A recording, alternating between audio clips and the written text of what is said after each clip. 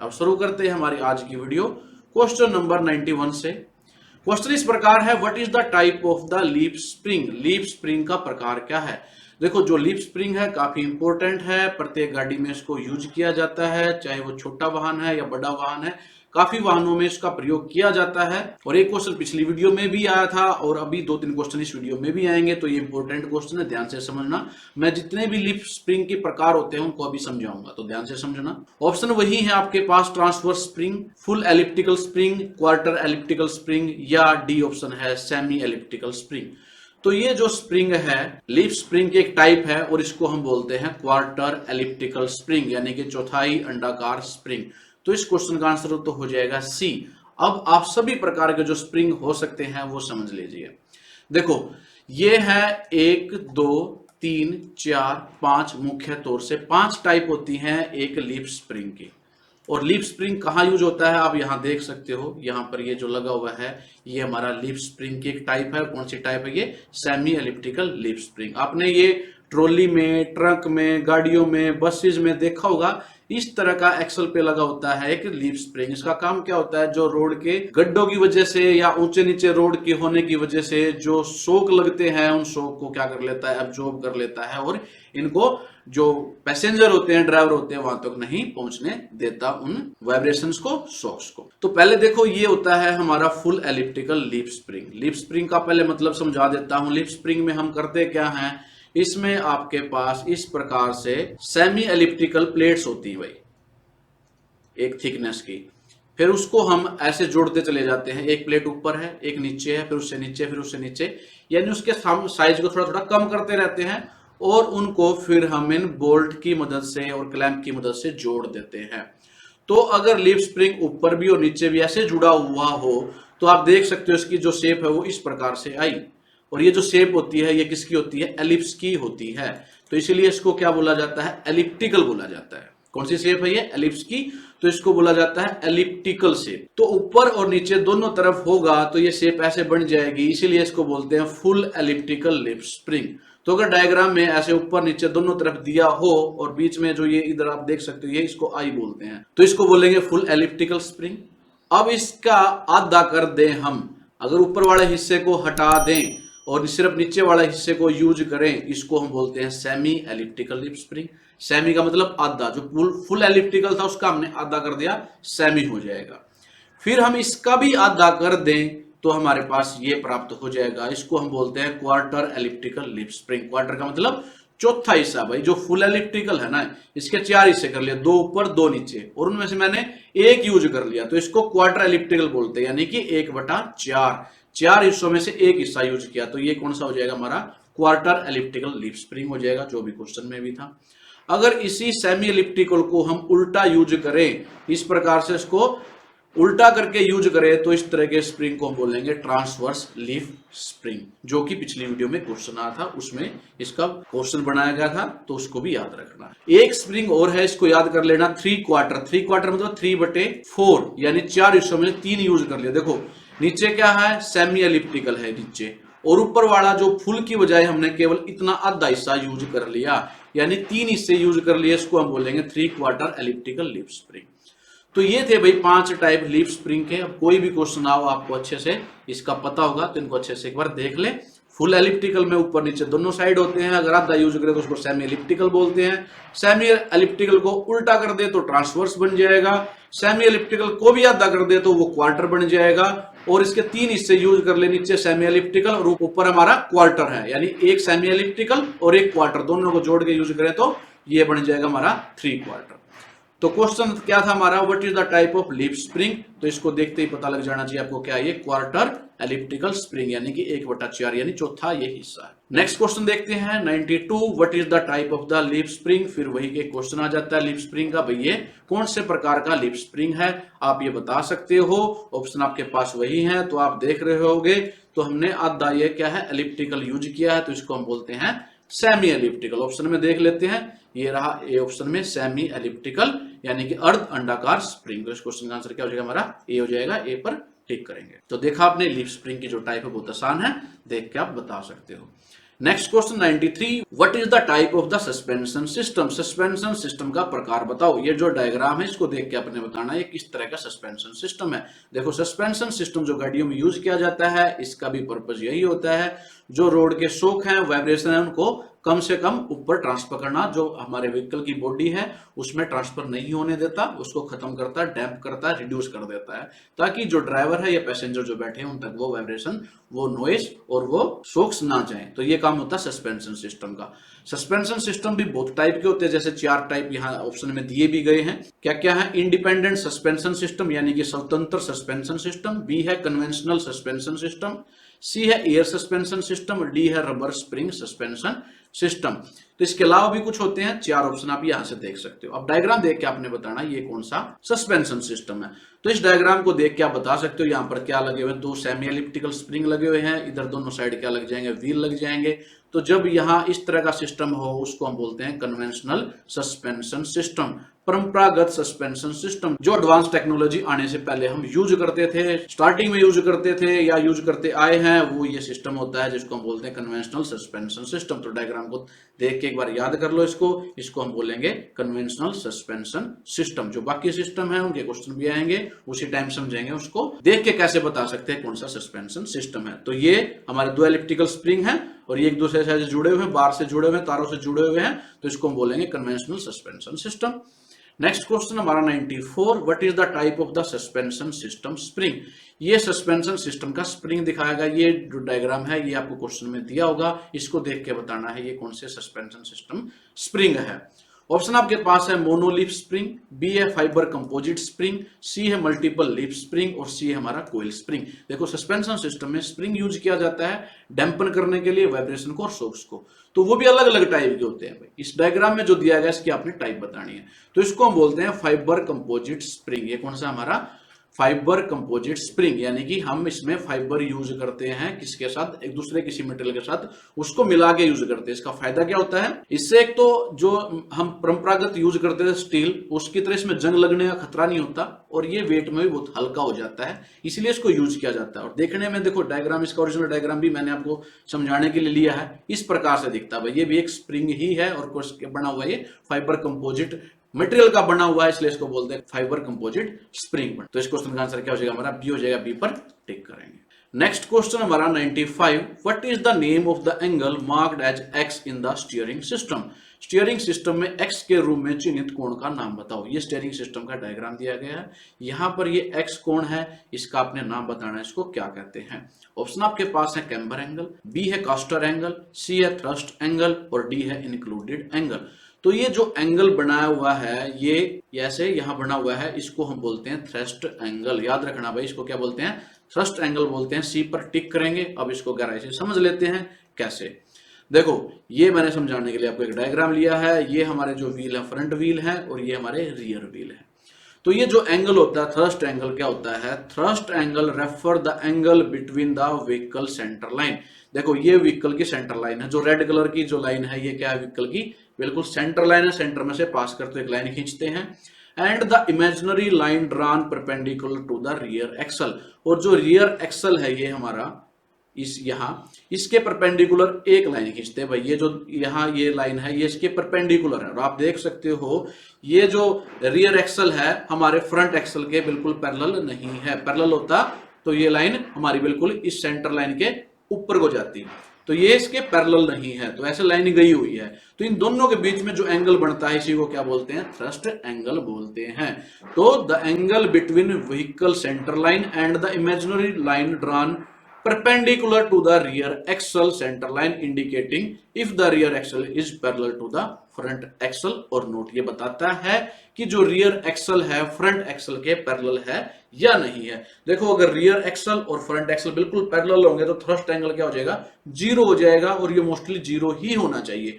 अगर आपके rear axle इधर उधर तिरछे हैं, उसके पैरेलल नहीं है फ्रंट एक्सल के, तो उसमें हमारा बनता है थ्रस्ट एंगल। और इसका नुकसान क्या हो सकता है, इसकी वजह से क्रैबिंग यानी कि पुलिंग टू वन साइड, हमारा व्हीकल एक साइड की तरफ पुल करेगा अपने आप को, उसकी वजह से हमारे वोर्न टायर्स यानी टायर ज्यादा घिसेंगे, एक नुकसान ये हो सकता है ऑफ सेंटर्ड स्टीयरिंग व्हील। आप देखते हो जब कार वगैरह चलाते हैं तो आप उसको टर्न करके व्हील को छोड़ देते हो तो एकदम से अपने आप वो सेंटर में आ जाता है, उसको बोलते हैं सेल्फ सेंटरिंग।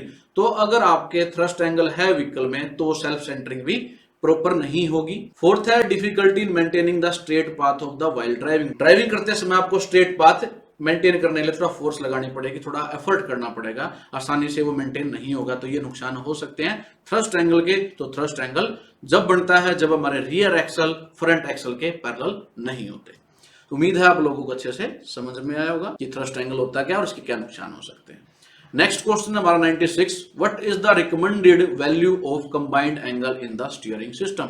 स्टीयरिंग सिस्टम में जो संयुक्त कोण है उसकी अनुशंसित वैल्यू क्या होगी, उसकी वैल्यू बतानी है भाई। कितनी रिकमेंडेड वैल्यू हम यूज करते हैं कंबाइंड एंगल की, किसमें, स्टीयरिंग सिस्टम में। स्टीयरिंग सिस्टम में कई तरह के एंगल होते हैं, उसमें कंबाइंड एंगल भी होता है, उसकी वैल्यू कितनी रिकमेंड की गई है ये आपने बताना है। ऑप्शन आपके पास है 5 से 8 डिग्री, बी है 9 से 10 डिग्री, सी है 12 से 15 डिग्री, या डी है 15 से 18 डिग्री। तो ये याद रखने की वैल्यू है भाई, जो हमारा कंबाइंड एंगल होता है उसकी जो रिकमेंडेड वैल्यू होती है वो 9 से 10 डिग्री के बीच होनी चाहिए, ये रिकमेंड किया जाता है, जिससे स्टीयरिंग सिस्टम क्या इफेक्टिवली काम करता है। ये आपने याद रखनी है इसको ऐसे ही। कंबाइंड एंगल क्या होता है नेक्स्ट क्वेश्चन में आपको समझाएंगे।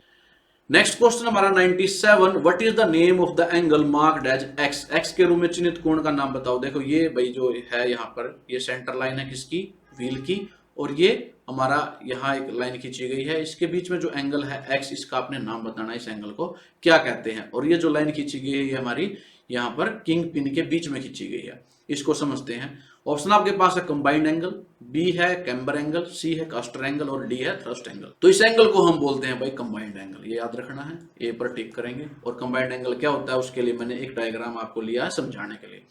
देखो ये है हमारा यहाँ पर व्हील, व्हील के सेंटर में जो लाइन जाएगी इसको बोलेंगे हम सेंटर लाइन। फिर एक लाइन है इसके बिल्कुल परपेंडिकुलर, इसके जो हॉरिजॉन्टल है इसके परपेंडिकुलर एक लाइन और है, और एक लाइन पास कर रही है हमारी किंग पिन के बीच में से, ये भाई।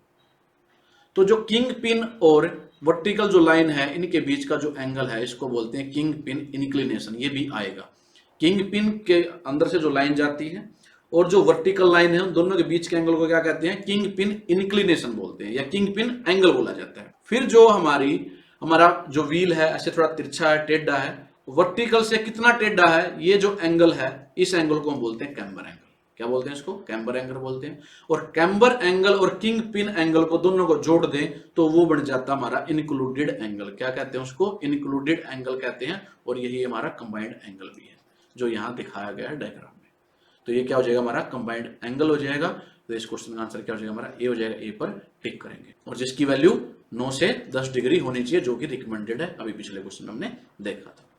नेक्स्ट क्वेश्चन हमारा 98, what is the steering linkage ratio if the Pitman arm length twice of the steering arm length. यदि पिटमैन आर्म की लंबाई स्टीयरिंग आर्म की लंबाई का 2 गुना है तो स्टीयरिंग लिंकेज रेशियो जो है वो कितना होगा। तो ये रेशियो हमारा कितना होगा, ऑप्शन आपके पास है 2:1, बी है सेम वही 2:1, और सी है हमारा 1:2 और डी है 2:3। तो जो ये रेशियो होगा ये होगा 1:2, ये आपने याद रखना है। ये 2:1 2 बार लिखा हुआ, ये मिस प्रिंट है, तो इसकी जगह कुछ और वैल्यू भी दे सकता है, जैसे 3:1 दे सकता है इसकी जगह। तो आपने याद रखना है अगर हमारी पिटमैन आर्म लेंथ कितनी है, 2 गुना है किसकी, स्टीयरिंग आर्म की। जो स्टीयरिंग आर्म लेंथ है उससे 2 गुना है तो हमारा रेशियो क्या बन जाएगा, 1:2। ये आप ऐसे याद रख सकते हो, पिटमैन आर्म लेंथ पीछे है यानी कि 2 गुना, और आगे वाली क्या, स्टीयरिंग आर्म लेंथ है। तो अगर हमारी पिटमैन आर्म लेंथ 2 है तो हमारी स्टीयरिंग आर्म लेंथ कितनी हो जाएगी, 1 हो जाएगी। या आप ऐसे रख सकते हो याद इसको, स्टीयरिंग आर्म लेंथ 1 है तो पिटमैन उसकी 2 गुना यानी कि 2 हो जाएगी, तो 1:2 है। इसको आपने डायरेक्टली याद रखना है। नेक्स्ट क्वेश्चन हमारा 99, what is the average power steering gear ratio followed in general. आमतौर पर अपनाया जाने वाला औसत पावर स्टीयरिंग गियर का अनुपात क्या होता है, ये आपने बताना है। ऑप्शन है 40% less than the manual steering, जो मैनुअल स्टीयरिंग है उससे 40% कम होगा। बी है इक्वल टू मैनुअल स्टीयरिंग के बराबर होगा। सी है 20% less than the manual steering से 20% कम है। डी है 10% more than the manual steering से 10% अधिक होगा। ये भी आपने याद रखना है, जो पावर स्टीयरिंग का रेशियो होता है यहां पूछा गया है पावर स्टीयरिंग का जो एवरेज रेशियो होता है मैनुअल स्टीयरिंग के रेशियो से लगभग 20% कम होता है। भाई आप जब पहले जब पावर स्टीयरिंग नहीं होते थे, पहले मैनुअल स्टीयरिंग होते थे जिसमें थोड़ा ज्यादा फोर्स लगानी पड़ती थी व्हीकल को मूव करने के लिए, टर्न करने के लिए। उसके बाद हम पावर स्टीयरिंग यूज करने लगे, तो जो पावर स्टीयरिंग का गियर रेशियो है वो एवरेज उसकी वैल्यू की बात करें तो वो मैनुअल स्टीयरिंग से कितने परसेंट कम है, लगभग 20% कम होता है। ये भी आपने याद रखना है। इस क्वेश्चन का आंसर क्या हो जाएगा, सी हो जाएगा। नेक्स्ट क्वेश्चन है 100 what is the range of steering ratio available in general. सामान्यतः स्टीयरिंग अनुपात की सीमा क्या है। भाई जो स्टीयरिंग रेशियो है जनरली हम कितना यूज करते हैं या कितना अवेलेबल है।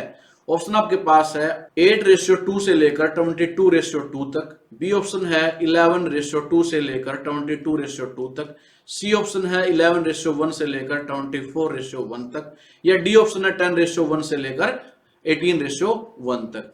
तो ये भी भैया आपने डायरेक्टली ही याद रखना पड़ेगा, एक वैल्यू ही है। इस क्वेश्चन का आंसर सी है।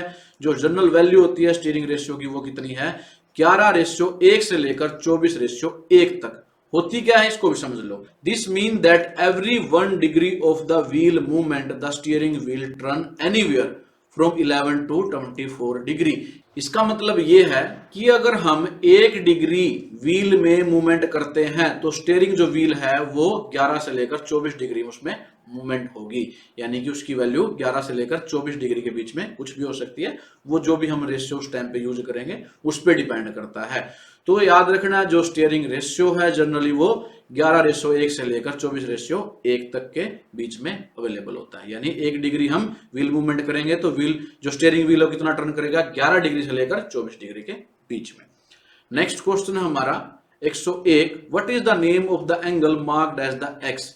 एक्स के रूप में चिन्हित जो कोण है उसका आपने नाम बताना। भाई ये एंगल यहां से लेकर यहां तक जो है उसके बीच में ये आपने बताना इसका नाम क्या है। ये हालांकि हम पिछले क्वेश्चन में समझ चुके हैं जहां पर हमने इंक्लूडेड एंगल, कंबाइंड एंगल समझा था। ऑप्शन आपके पास वही है, कैम्बर एंगल, बी है कास्टर एंगल, सी है king pin inclination angle, D है इंक्लूडेड एंगल।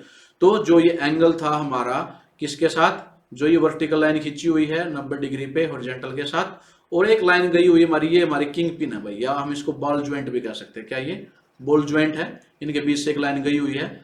ये जो लाइन है इसके बीच में जो एंगल होता है इसको हम क्या बोलते हैं, किंग पिन इंक्लिनेशन। क्वेश्चन का आंसर क्या हो जाएगा, सी हो जाएगा।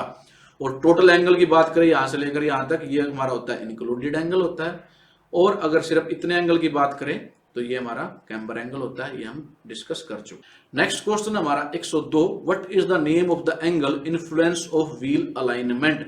पहिया संरेखण को प्रभावित करने वाला कौन सा है उसका नाम आपने बताना। व्हील अलाइनमेंट कराते हैं हम, जो भी अगर कार वगैरह आप यूज करते हैं तो उसमें व्हील अलाइनमेंट की जरूरत पड़ती है कुछ किलोमीटर चलने के बाद। तो उस व्हील अलाइनमेंट में एक मुख्य कोण होता है और ये डायग्राम में भी दिखाया गया है, इसका आपने नाम बताना है ये क्या होगा। ऑप्शन आपके पास है camber angle, king pin inclination angle, caster angle या इंक्लूडेड एंगल। देखो इंक्लूडेड एंगल आप देख चुके, ये भी नहीं होगा। Camber angle and king pin inclination angle भी आप देख चुके, ये भी नहीं होगा। तो एक ही ऑप्शन बचती है, क्या होता है, कास्टर एंगल। ये क्या है भाई, कास्टर एंगल है जो कि व्हील अलाइनमेंट को काफी इन्फ्लुएंस करता है, प्रभावित करता है। तो इस क्वेश्चन का आंसर क्या हो जाएगा, सी हो जाएगा। नेक्स्ट क्वेश्चन हमारा 103 what is the name of the part marked as X in the suspension system. Suspension system में एक्स के रूप में चिन्हित भाग का नाम बताओ। ये जो भाई सस्पेंशन सिस्टम आपको दिया गया है, या देख सकते हो यहाँ पर लीफ स्प्रिंग यूज किया गया है, और ये जो पार्ट है इसका आपने नाम बताना है। ऑप्शन आपके पास है चेसिस फ्रेम, बी है हेल्पिंग स्प्रिंग, सी है रबर बफर और डी है हमारा ब्रैकेट्स। तो ये जो पार्ट दिखाया गया है ये हमारा रबर बफर। इस क्वेश्चन का आंसर क्या हो जाएगा, सी हो जाएगा, आपने याद रखना है। और इसका काम क्या होता है, ये हमारा एक तरह से शॉक एब्जॉर्बिंग कंपोनेंट है, और इसका डिजाइन इसीलिए किया गया है ताकि जो फोर्सेज का इंपैक्ट है, वाइब्रेशन है, नॉइस है, वो उनका इंपैक्ट क्या हो, कम से कम हो ड्राइवर पे या पैसेंजर पर। तो इसका नाम है रबर बफर, इसको याद रखना है। नेक्स्ट क्वेश्चन है हमारा 104 what is the type of the independent suspension system. स्वतंत्र सस्पेंशन प्रणाली का प्रकार क्या है। देखो पहले समझते हैं इंडिपेंडेंट सस्पेंशन सिस्टम क्या होता है। इंडिपेंडेंट सस्पेंशन सिस्टम में जो हमारे दोनों पहिए होते हैं वो इंडिपेंडेंट होते हैं, स्वतंत्र होते हैं। यानी कि अगर एक व्हील पे गड्ढा आ जाए तो जरूरी नहीं कि दूसरा भी ऊपर नीचे होगा। पहले हमारी एक्सल सेम होती थी, अटैच होती थी, रिजिड होती थी, तो एक पे अगर झटका लगता था दूसरा व्हील भी ऊपर नीचे होता था, लेकिन जो इंडिपेंडेंट सस्पेंशन सिस्टम उसमें दोनों व्हील क्या इंडिपेंडेंटली मूव करते हैं, वो स्वतंत्र होते हैं, एक दूसरे पर डिपेंड नहीं करते, उसको बोलते हैं हम इंडिपेंडेंट सस्पेंशन सिस्टम। अब ये भी बहुत सारे तरह का टाइप इसके अलग अलग होती हैं, तो डायग्राम देख के आपने बताना ये कौन सी टाइप है। ऑप्शन आपके पास है टॉर्जन बार सस्पेंशन, बी है स्ट्रट टाइप सस्पेंशन, सी है एयर टाइप सस्पेंशन, डी है कोयल स्प्रिंग सस्पेंशन। तो इसके अलग अलग टाइप जब आएंगे डायग्राम देख के कैसे पता करते हैं वो समझाएंगे। अभी इसमें जो डायग्राम में दिया गया यहां से देखना भाई आपने, यहाँ क्या लगे हुए हैं, यहाँ लगे हुए हैं कोयल स्प्रिंग। कौन से स्प्रिंग लगे हुए हैं, कोयल स्प्रिंग लगे हुए हैं, तो इसको हम क्या बोलेंगे, कोयल स्प्रिंग सस्पेंशन सिस्टम है। तो ये इंडिपेंडेंट सस्पेंशन सिस्टम की कौन सी टाइप है, कोयल स्प्रिंग सस्पेंशन। तो इस क्वेश्चन का आंसर क्या हो जाएगा, डी हो जाएगा। नेक्स्ट और आज की वीडियो लास्ट क्वेश्चन है 105। What is the name of the part marked as X in the coil spring suspension. ये कोयल स्प्रिंग सस्पेंशन देखो यहाँ पर ये लगे हुए कोयल स्प्रिंग, इसलिए इसको क्या बोलते हैं, कोयल स्प्रिंग सस्पेंशन। पिछले क्वेश्चन में भी हमने देखा था, लेकिन इसमें यहां पर एक बार है, इस बार का भी आपने नाम बताना। ये वाली ये जो पार्ट है डायग्राम में इसको एक्स लिखा हुआ है, इसका नाम आपने बताना। ऑप्शन आपके पास है टॉर्जन बार है, बी है स्टेबिलाईजर बार है, सी है कंट्रोल आर्म, या D coil spring. Coil spring तो बिल्कुल ही नहीं है, तो साइड में आपने अलग से देख सकते हो। तो ये जो यहाँ पर है ये बार है, इसको हम बोलते हैं स्टेबिलाईजर बार। इसको आंसर क्या हो जाएगा, बी हो जाएगा, आपने याद रखना। और जो स्टेबिलाईजर बार है इसको also known as the anti roll bar, इसको एंटी रोल बार भी कहते हैं। क्यों, इसका काम क्या होता है, जब भी हम जो व्हीकल है उसको मूव करते हैं, टर्न करते हैं, या कोई गड्ढा आ जाता है, अनइवन सरफेस आ जाता है, उस टाइम पर हमारे व्हीकल की जो बॉडी है वो रोल ना हो, फिसले ना हो, उसको कम करना, फिसलने को कम करना, मिनिमाइज करना, इस बार का काम होता है। तो इसको हम स्टेबिलाईजर बार भी बोलते हैं, क्योंकि उसको स्टेबल रखता है इसलिए स्टेबिलाईजर, या रोल होने से बचाता है इसलिए इसको एंटी रोल बार। तो नाम में छुपा स्टेबिलाईजर बार, जो स्टेबल रखता है हमारे व्हीकल को ड्यूरिंग जब हमारे गड्ढे आ जाए या कोई अनइवन सरफेस आ जाए सड़क के ऊपर। तो ये था स्टेबिलाईजर बार, तो ये आपने याद रखना। Next question 106, what is the type of the suspension. Suspension का प्रकार बताओ। ये जो डायग्राम है इसको देख के आपने बताना ये किस प्रकार का सस्पेंशन सिस्टम है। ऑप्शन आपके पास है कोयल स्प्रिंग सस्पेंशन, बी है टॉर्जन बार सस्पेंशन, सी है रबर स्प्रिंग सस्पेंशन, और डी है स्ट्रट टाइप सस्पेंशन। तो देखो इसमें एक हम पिछले जो क्वेश्चन था वीडियो में, तो उसमें था भी कोयल स्प्रिंग सस्पेंशन, तो उसमें ऐसे एक स्प्रिंग लगा होता था, उससे देख के हम बता सकते हैं कोयल स्प्रिंग है, लेकिन यहाँ पर स्प्रिंग तो है नहीं, तो ये टाइप तो बिल्कुल नहीं होगी। तो ये कौन सी टाइप है ये समझने के लिए आप यहाँ देखना भाई हमेशा। आप यहां से देख सकते हो, यहां पर एक स्प्रिंग और शॉक एब्जॉर्बर दोनों के दोनों क्या है, एक यूनिट है, जुड़े हुए हैं।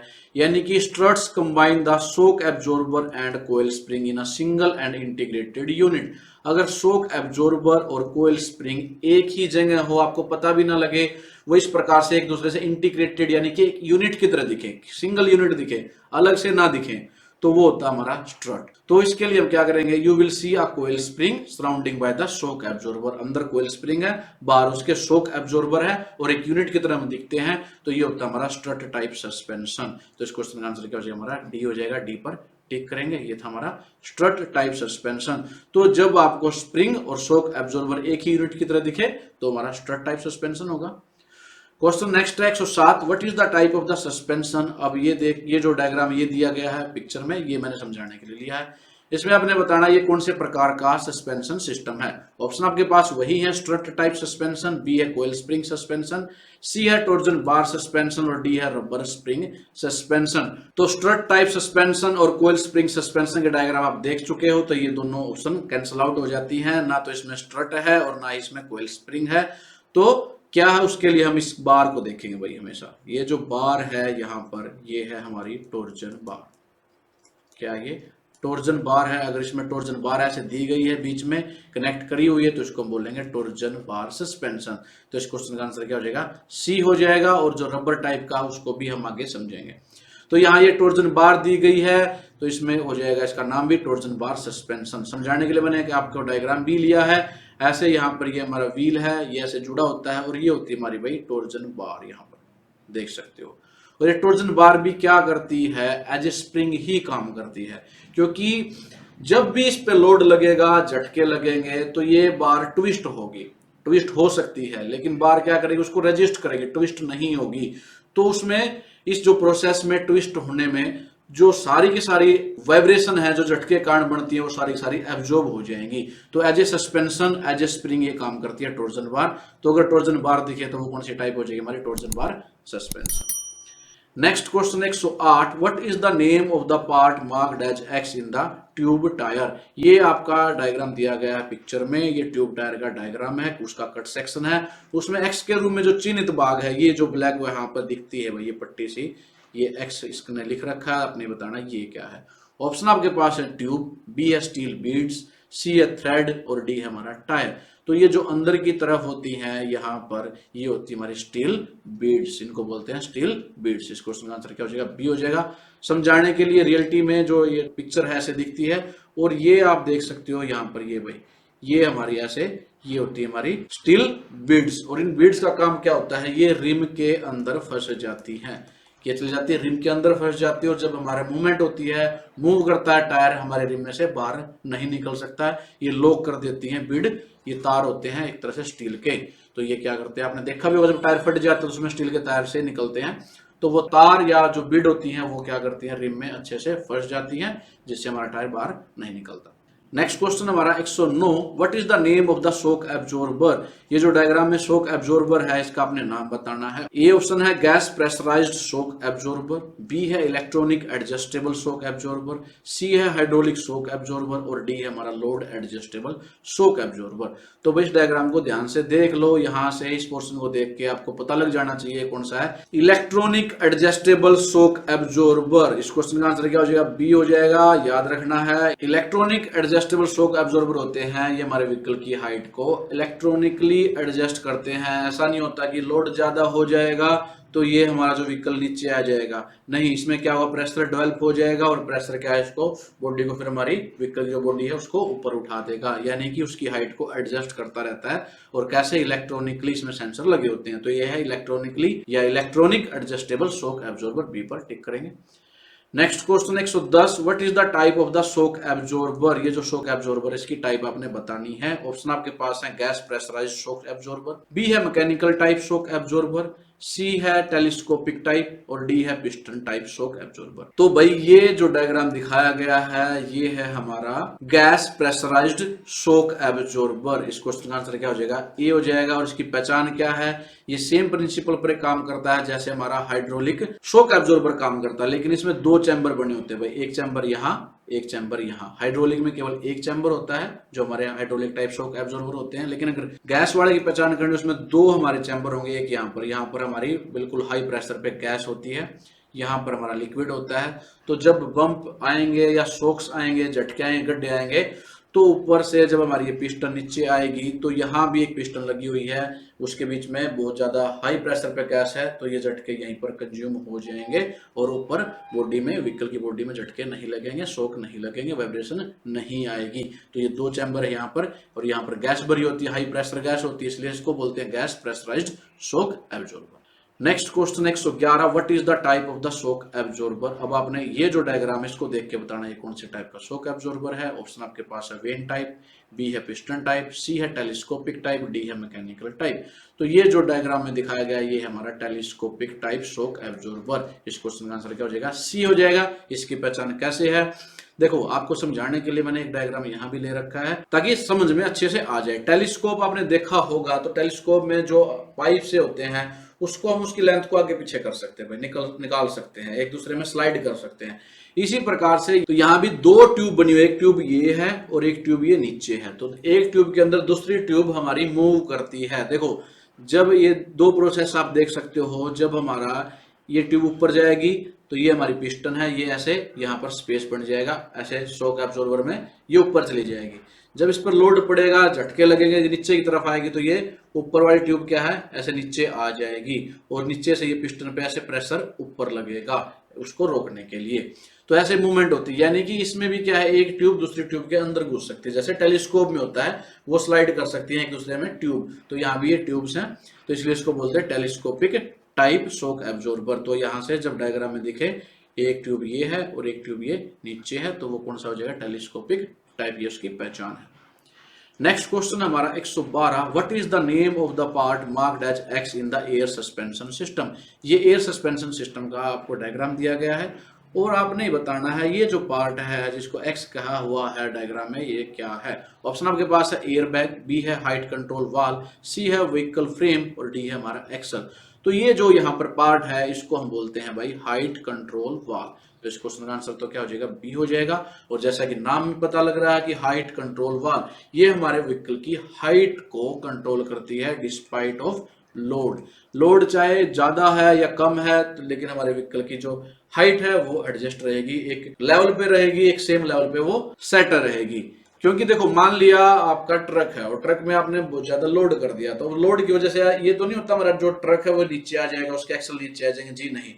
उसमें क्या होगा, कंट्रोल वाल क्या करेगी, उसमें एयर प्रेशर डालेगी। एयर प्रेशर डालने से वो दोबारा उसी स्थिति में उसी पोजीशन पर पहुंच जाएगा। यानी कि जो हाइट कंट्रोल वाल है बाय यूजिंग एयर प्रेशर के यूज से हमारे व्हीकल की हाइट को मेंटेन रखती है, एडजस्ट करके रखती है। तो इसको हाइट कंट्रोल वाल कहा जाता है। बी पे टिक करेंगे।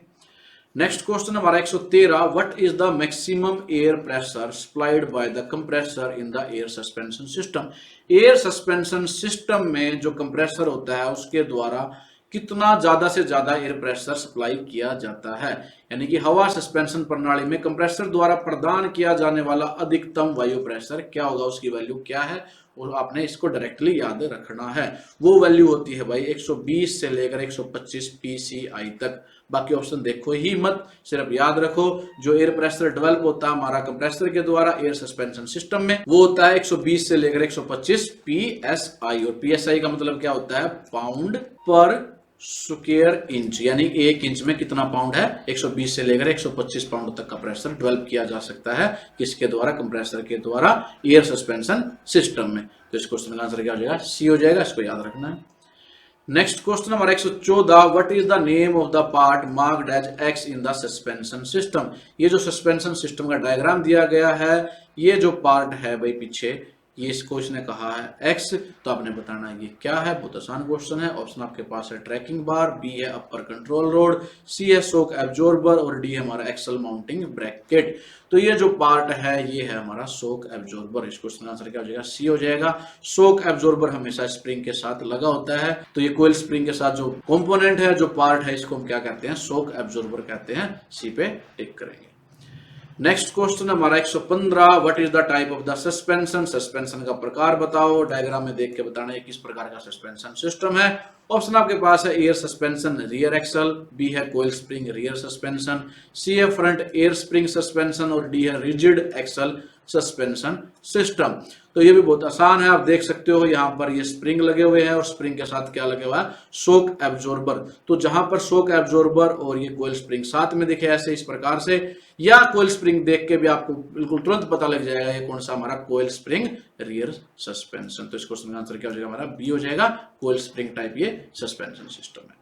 नेक्स्ट क्वेश्चन हमारा 116, what is the name of the part marked as X in the front air spring suspension. जो फ्रंट एयर सस्पेंशन सिस्टम है उसमें ये एक्स के रूप में चिन्हित जो पार्ट है इसको क्या कहते हैं। ये भी आसान है। ऑप्शन आपके पास है एयर स्प्रिंग वाल्व, बी है लोअर कंट्रोल आर्म, सी है पिस्टन और डी है स्प्रिंग अटैचिंग क्लिप। तो ये जो है हमारी ये क्या हमारी पिस्टन है। इस क्वेश्चन का आंसर क्या हो जाएगा, सी हो जाएगा। ये एयर सस्पेंशन सिस्टम है।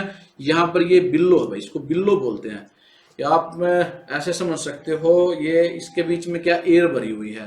तो ये एयर सस्पेंशन कैसे काम करता है, जब भी इसके ऊपर लोड पड़ेगा या झटके लगेंगे नीचे से गड्ढों की वजह से तो ये ऐसे प्रेस हो जाता है बिल्लो। तो ये जो प्रेस होता है तो पिस्टन ऊपर नीचे मूव करती है, ये वाली इसको बोलते हैं पिस्टन। तो यही पूछा गया था। जो पार्ट एक्स है इसका नाम आपने बताना था। ये क्या हमारी यहाँ पर पिस्टन है। तो इस पे किस पे टिक करेंगे, सी पर टिक करेंगे, पिस्टन। नेक्स्ट क्वेश्चन हमारा 117, what is the type of the suspension system. Suspension system का प्रकार क्या। डायग्राम को देख के आपने बताना है ये कौन से प्रकार का सस्पेंशन सिस्टम है। ऑप्शन आपके पास है rigid axle suspension system, B है adaptive air suspension system, C है इंडिपेंडेंट सस्पेंशन सिस्टम और डी है कोयल स्प्रिंग सस्पेंशन सिस्टम। देखो निम्मी के द्वारा जो ये क्वेश्चन दिया गया है क्वेश्चन नंबर 117, इसमें मिस प्रिंट है। मिस प्रिंट क्या है, जो क्वेश्चन पूछा है और डायग्राम दिया गया है उसके अकॉर्डिंग ये ऑप्शन नहीं दी गई। क्योंकि मैंने आपको लीफ स्प्रिंग बहुत अच्छे से समझाया था। ये कौन सा है, लीफ स्प्रिंग का एक टाइप है। और कौन सा लीफ स्प्रिंग है, ये 3/4 एलिप्टिकल स्प्रिंग। देखो एक सेमी एलिप्टिकल और एक हमारा क्वार्टर एलिप्टिकल स्प्रिंग को जोड़ के यूज किया गया तो ये क्या बन जाता है हमारा 3/4 एलिप्टिकल स्प्रिंग। मैंने बहुत अच्छे से आपको समझाया था पिछली वीडियो में। तो अगर डायग्राम को देखें तो ये हमारे पास 3/4 एलिप्टिकल स्प्रिंग है, जो कि ऑप्शन में नहीं दिया गया है। जो क्वेश्चन दिया गया है उसका आंसर बी है, एडेप्टिव एयर सस्पेंशन सिस्टम, इसमें टिक किया गया है। तो इस प्रकार का अगर क्वेश्चन आ जाए, अगर 3/4 एलिप्टिकल स्प्रिंग दिया है तो कोई बात ही नहीं है, वो बी पे या जहां भी वो ऑप्शन में होगा उस पर टिक कर दोगे। लेकिन अगर एयर एडेप्टिव क्वेश्चन में या डायग्राम में अलग हो, तो डायग्राम अगर इस प्रकार का दिया होता तो भाई ये क्या हो जाता, हमारा एडेप्टिव एयर सस्पेंशन सिस्टम हो जाता है। क्योंकि इसमें देखो यहाँ पर दोनों जगह एयर स्प्रिंग लगे हुए हैं। क्या लगे हुए हैं? एयर स्प्रिंग लगे हुए हैं, एयर प्रेशर से ये काम करते हैं। तो अगर इस प्रकार का कोई डायग्राम दिया हो जहां पर दोनों साइड क्या लगे हुए, एयर स्प्रिंग लगे हुए, या एक साइड लगे हुए, आधा डायग्राम दिखा रखा हो, तो एयर स्प्रिंग को देख के आप बता सकते हो वो एडेप्टिव एयर सस्पेंशन सिस्टम है। लेकिन अगर यही मिले आपको तो ऑप्शन में अगर 3/4 एलिप्टिकल स्प्रिंग है तो ये 3/4 एलिप्टिकल पे आप टिक कर दोगे। तो डायग्राम पर डिपेंड करता है किस प्रकार का डायग्राम दे रखा होगा। तो हमारे क्वेश्चन और हमारी ऑप्शन थोड़ी सी मिसप्रिंट है या उल्टी सुलटी इसमें किसी कारण से हो गई है। तो दोनों मैंने समझा दिया। अगर एडेप्टिव एयर सस्पेंशन सिस्टम ये आंसर होता तो इस प्रकार का डायग्राम होता। ये डायग्राम हमारा 3/4 एलिप्टिकल लीफ स्प्रिंग का, अगर ऑप्शन में ये मिल जाए तो इससे तो अच्छी बात है ही नहीं। तो नेक्स्ट क्वेश्चन पे चलते हैं। हमारा 118, what is the name of the part marked as X in the wheel rim. ये व्हील रिम आपको दिखाया गया है, तो इसमें एक्स के रूप में जो ये पार्ट है भाई, ये आपने बताना इसका नाम क्या है। ऑप्शन आपके पास है वाल स्टेम, बी है व्हील हब, और सी है प्रेशर सेंसर, डी है हमारा बीडिंग एज। तो समझाने के लिए मैंने एक रंगीन डायग्राम भी लिया है। तो इस प्रकार से ये लगा होता है रिम में। आजकल जो गाड़ियां आई हुई हैं, जो रिम आए हुए हैं, उनमें लगा होता है ये। तो इसको बोलते हैं हम प्रेशर सेंसर। इस क्वेश्चन का आंसर क्या हो जाएगा? सी हो जाएगा। और ये जो प्रेशर सेंसर है ये वायरलेस जुड़ा होता है हमारे ड्राइवर की स्क्रीन से, और ये रेडियो फ्रीक्वेंसी पे काम करता है। तो जब भी हमारे टायर का प्रेशर कम या ज्यादा होगा तो इस स्क्रीन पर सिग्नल भेज देगा। तो ये क्या था? हमारा प्रेशर सेंसर था। सी पर टिक करेंगे। नेक्स्ट क्वेश्चन हमारा 119, what is the aspect ratio in the tyre structure. Tyre की संरचना में जो एस्पेक्ट रेशियो है वो क्या होता है, उसकी डेफिनेशन क्या है, ये पूछा गया है। देखो किसी भी टायर पे आपने देखा होगा इस प्रकार से नंबर लिखे होते हैं भाई। तो ये जो पहला नंबर होता है ये टायर की विड्थ बताता है, और जो अगला ही नंबर होता है जैसे 65, 75 आप देखे होंगे, ये एस्पेक्ट रेशियो होता है। क्या होता है? ये एस्पेक्ट रेशियो होता है। और ये जो एस्पेक्ट रेशियो है ये क्या होता है? Ratio between tyre height to the tyre width, यानी कि टायर की ऊंचाई और टायर की चौड़ाई का प्रतिशत अनुमान, उसकी परसेंटेज निकाल दें। यानी कि अगर हाइट ऊपर ले ले हम टायर की और नीचे ले ले उसकी टायर की विड्थ, इसको 100 से मल्टीप्लाई कर दें भाई, वो क्या निकल जाएगी? Percentage ratio of tyre height to the tyre width. यही क्या होता है? एस्पेक्ट रेशियो होता है। बाकी ऑप्शन देखने की जरूरत नहीं, सीधा यही याद रखो। जो एस्पेक्ट रेशियो होता है वो परसेंटेज होती है किस किस के रेशियो की? टायर की हाइट की और टायर के विड्थ की। यानी कि टायर की हाइट को डिवाइड कर दे हम टायर की विड्थ से और 100 से गुणा कर दे तो वो क्या निकल जाएगी? परसेंटेज रेशियो निकल जाएगा। यही हमारा एस्पेक्ट रेशियो होता है, और ये नंबर दर्शाता है हमारे एस्पेक्ट रेशियो को। नेक्स्ट क्वेश्चन हमारा 120 और आज की वीडियो का लास्ट भी क्वेश्चन है। How is the tyre height is calculated. Tyre की जो ऊंचाई कैसे मापी जाती है। ऑप्शन आपके पास रिम डायमीटर माइनस टायर का आउटर डायमीटर, बी है tyre outer diameter minus rim diameter, C है थ्रेड विड्थ प्लस टायर की विड्थ, डी है tyre width plus bead circle diameter. तो जो टायर की हाइट है वो निकाली जाती है टायर के आउटर डायमीटर में से। अगर रिम का डायमीटर घटा दें तो हमारे पास क्या आ जाएगी? टायर की हाइट आ जाएगी। तो इस क्वेश्चन का आंसर क्या हो जाएगा? बी हो जाएगा। ये पूछा गया था कि टायर की जो ऊंचाई है वो कैसे मापी जाती है। उसके लिए हम क्या करते हैं? टायर का जो बाहरी व्यास है, डायमीटर है, उसमें से रिम का व्यास या रिम का डायमीटर को माइनस कर दें तो हमारे पास टायर की हाइट आ जाएगी।